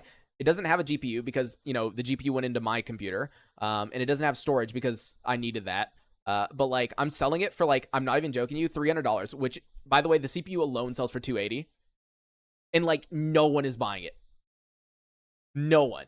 Which is like insane because if I tried doing this like a year ago or like 2 years ago, dude, it would have sold instantly. And it's like, it's not selling right now. That tells you like how bad like people's like disposable income is, because I know for a fact if I tried selling this like a year ago, it would have sold instantly, like guaranteed. Would you ship it? I don't know. That's kind of the issue with computers. Like I feel like shipping a computer, one, might be a bit expensive, and two, I would need to get out. Like I don't have the original like case box, right? Because I would want something that would sit snug in to where you could put stuff in it to make sure. Because remember, Corsair 4000D has glass on it. I'd prefer that not to break in shipping and stuff like that, right? So I don't know if shipping it would be a realistic option or not.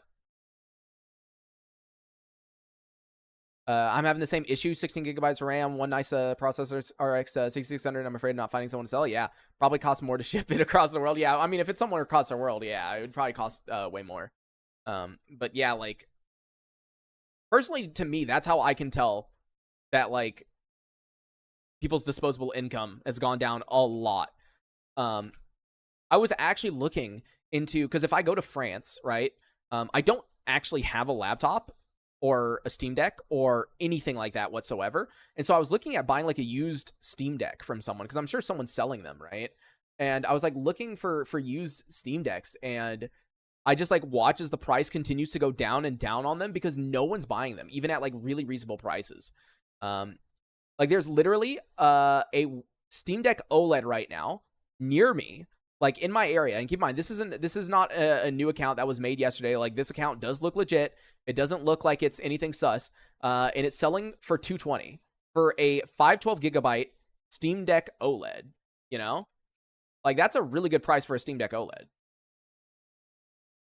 And the OLED didn't come out like super long ago, and it's not like it looks like the screen's all scratched up or this, that, and the other. Like it looks good working order, and you could definitely test it before you buy it, right? So it's like, damn, it's like people aren't buying, you know, stuff at like that cheap of a price compared to like what it is new. It's like, damn.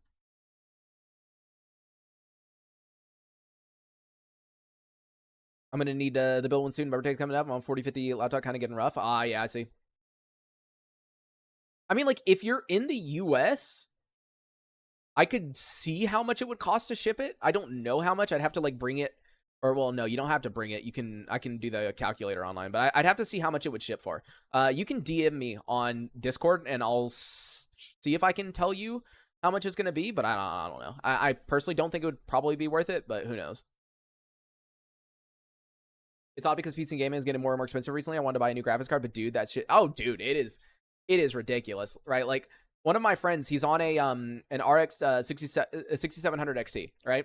And he wanted to upgrade recently because he got a new monitor and everything like that. And my personal wisdom has been the only time you should really upgrade is if you can't play games that you want to play at the settings you want to play and at the performance you want to play.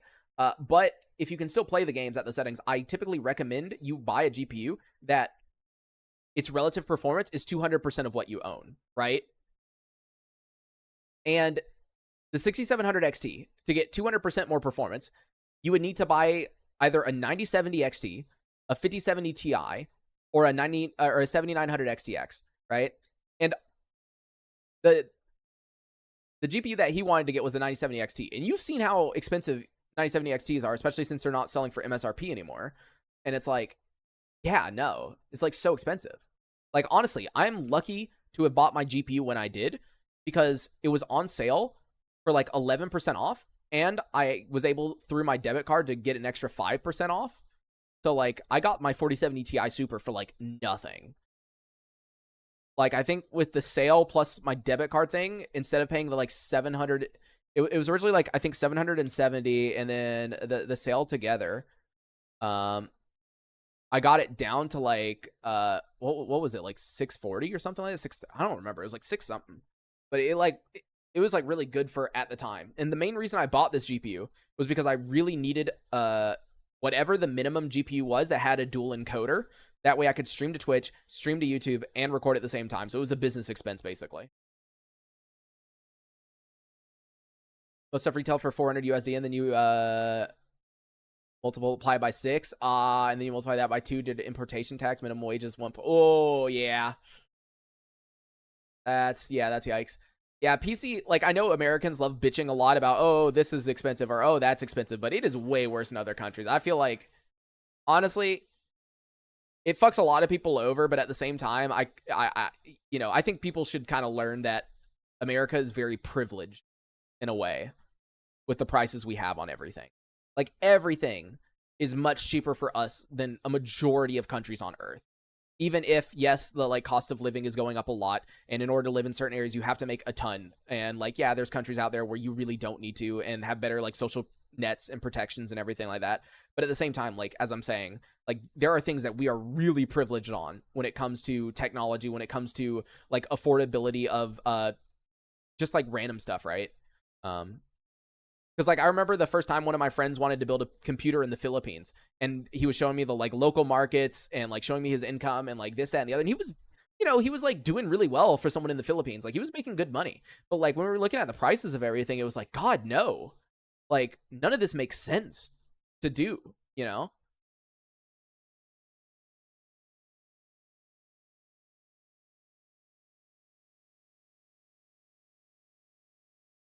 Is it more expensive to live in the city or the countryside in the USA? So here's actually the fun part about that. COVID caused it to be somewhat close. Not super close, but somewhat close. And the reason I say that is, so with COVID and people doing remote work, they started moving into a lot more rural areas, and that drove up the prices quite a lot.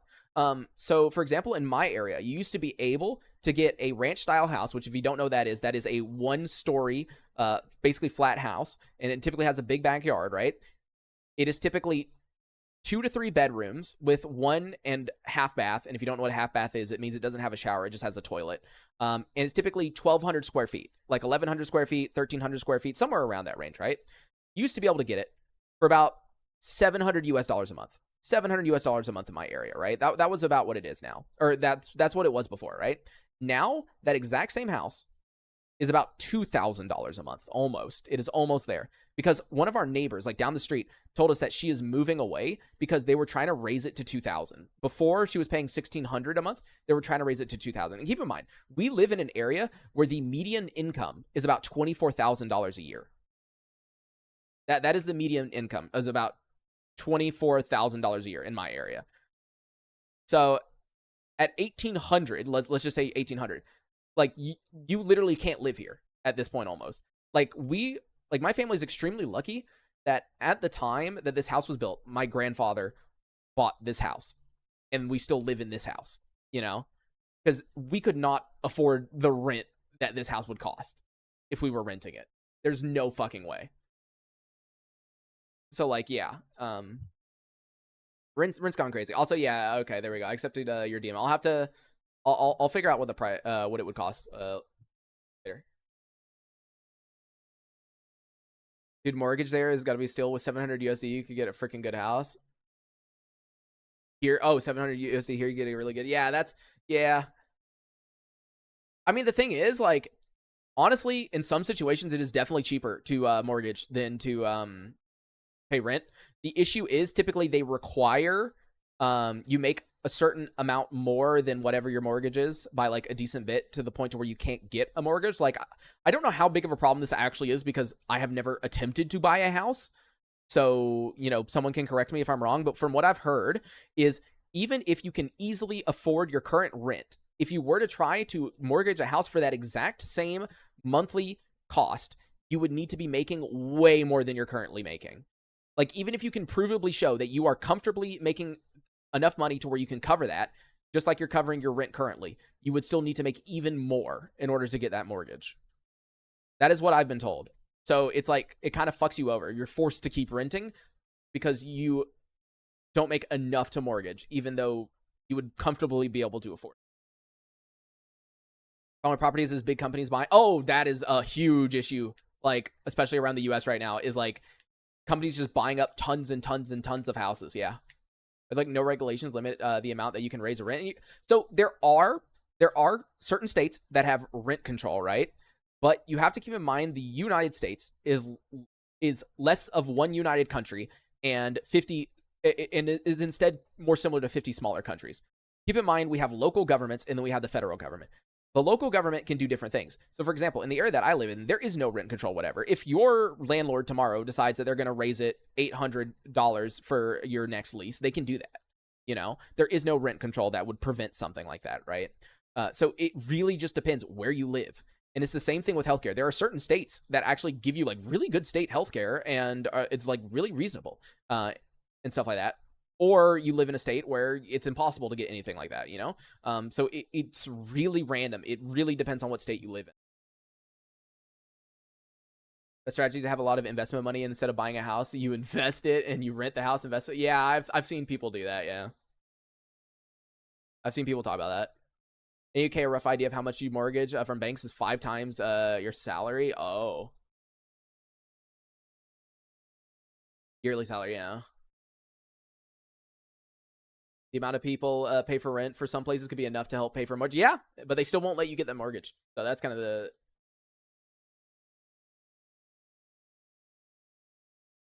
But yeah, that's one thing that I actually have to explain this a lot to people that don't live in the US. But yeah, the US is very disconnected.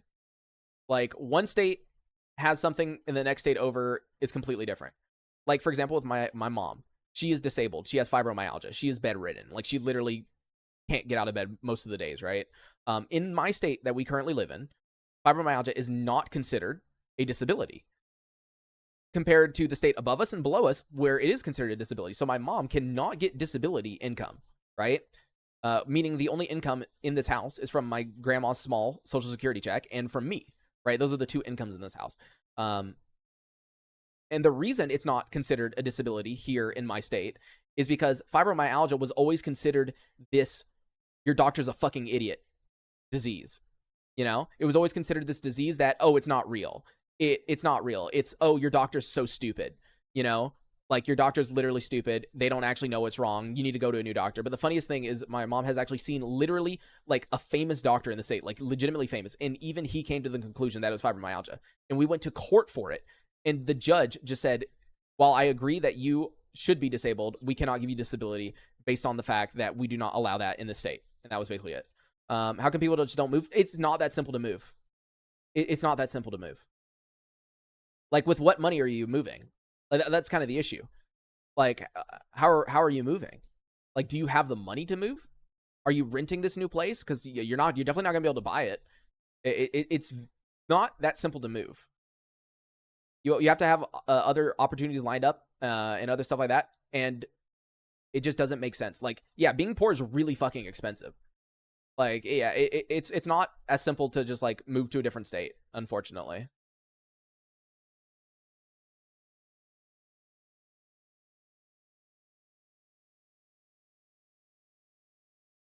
But you see what I mean? Like every state is kind of like different on the way that they interpret different things and the laws that they pass and everything like that. Like for example, we have really shitty infrastructure because our governor completely got rid of the gas tax, which was meant to be put towards stuff like education and put towards stuff like infrastructure and everything like that. We don't have a gas tax, and people will love to talk about how cheap our gas is, but then they also love to complain about how every road has a million potholes in it.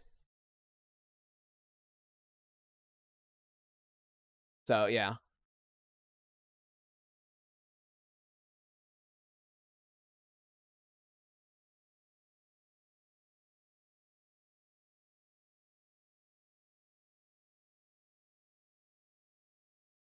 Yeah, it's all over the place, just depending on which state you live in.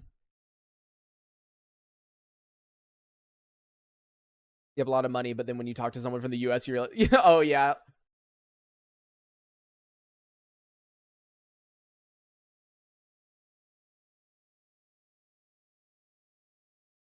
By the way, I should have stopped the recording forever ago because I'm just gonna have to edit out all this talking because we talked for like an extra 50 fucking minutes. I'm gonna have to edit this all out when I fucking edit this video for for later, which is kind of funny.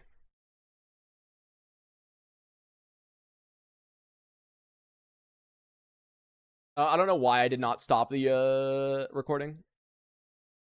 Oh no, it always cuts out. They only allow a certain number of whatchamacallit, characters per message. That is, you can't buy a house of your own if you're a workman. You need an entrepreneurship to create something for the luxury. Yeah.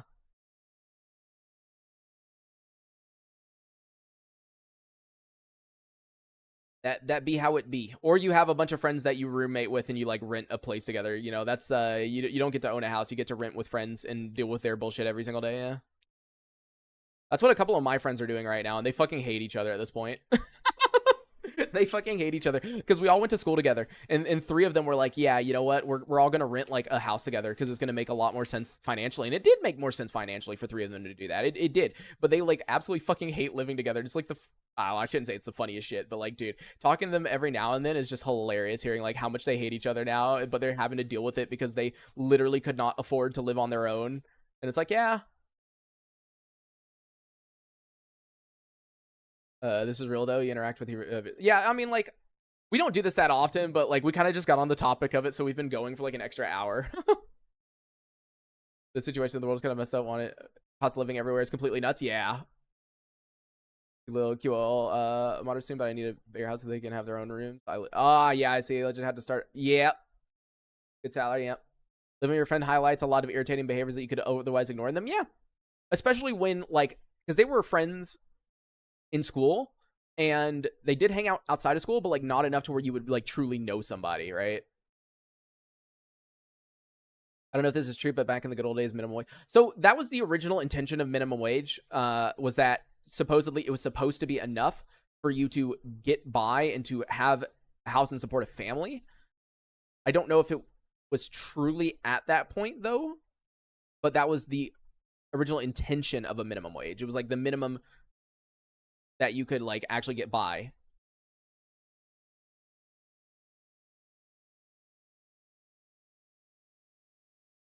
So there's a 0% you could get by in my state with a minimum wage at all, like nowhere close. Like some states have like, I think even though Washington is quite an expensive state, if you live around Seattle, the minimum wage of Washington is quite high, and if you live outside of Seattle, I think you can just barely get by. But like, yeah, it would be impossible in my fucking state, like literally. I think our minimum wage is still $5.15 or some shit, but like that's overruled because the federal minimum wage is like $7.25. But I think legally our state minimum wage is still $5.15. I don't think it's been changed since forever.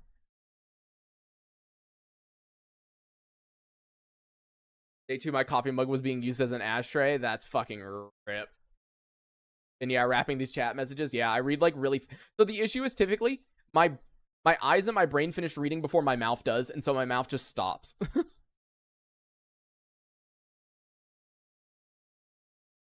Cost of housing staggers me in the U.S. in general. When I lived in Canada for a while, 3-bedroom house would cost 150 to 200K. But 1 million, yeah. Oh, dude, Canada's.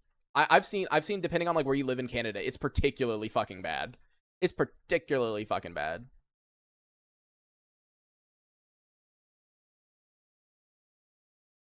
Toronto's probably the worst city to live in. I don't know, dude. If you want to live in a really expensive city, I've heard Vancouver is like 10 times worse than everywhere else. Like Vancouver is just terrible. Like I had a friend that was showing me this like shitty looking house. It was like the worst looking house, smallest looking house I've ever seen in my life. It was in Vancouver and it was over $1 million Canadian. And I thought, God damn, that's insane. And it wasn't like a one-off. It was like one of multiple shitty looking crappy houses that was like over $1 million Canadian. And it was like, damn.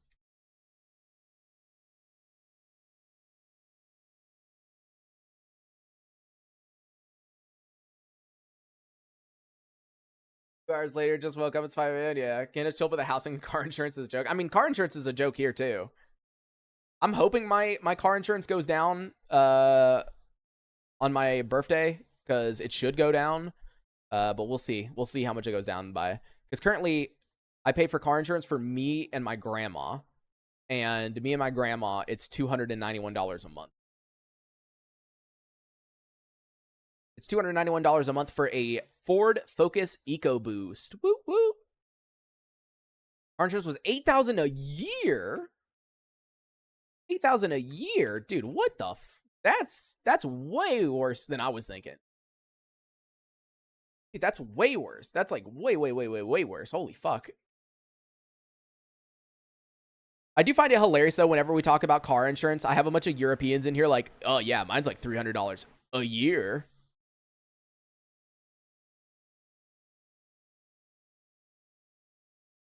That's a normal 1.5. Yeah. Or I don't even think it's a 1.5. It's the no. It's a 1 liter. It's a because it's a Ford Focus SE EcoBoost 1 liter 3-cylinder. There you go.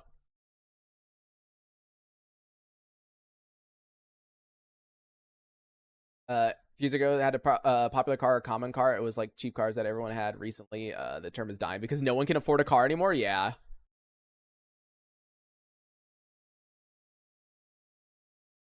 The cars are fun. Totally fun. By the way, I noticed random tangent real quick. I noticed electric cars are really cheap to rent in the EU. Because when I was looking at the France trip, if I needed to rent a vehicle, I like noticed that like all electric vehicles were like $10 cheaper per day than anything else. And I was like, damn. Like that's a huge difference, especially once you add like the insurance that you have to pay on top of it per day. Like that's really cheap.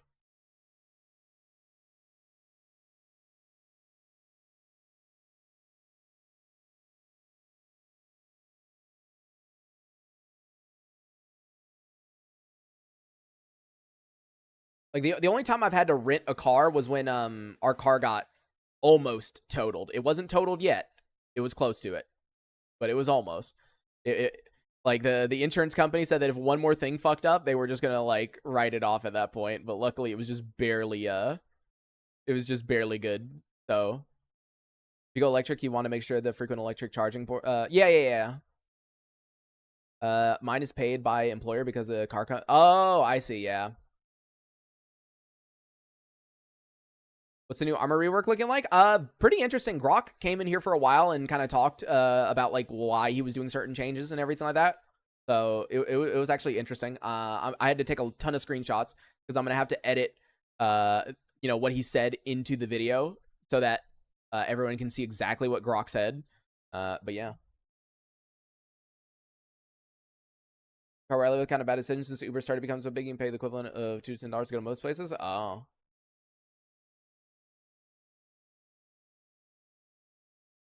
Okay. We talked for an additional hour. So I think I should probably get to editing more than likely. So thank you guys for watching this bit of a weird stream where we went over the changes and then Grok joined and then I continued to talk for an extra hour. As a reminder, Discord down in the description if you want to get notified whenever I post a video or I go live. I tend to try to go to live either at 2 p.m. Eastern or 3 a.m. Eastern, depending on whether I have time or not.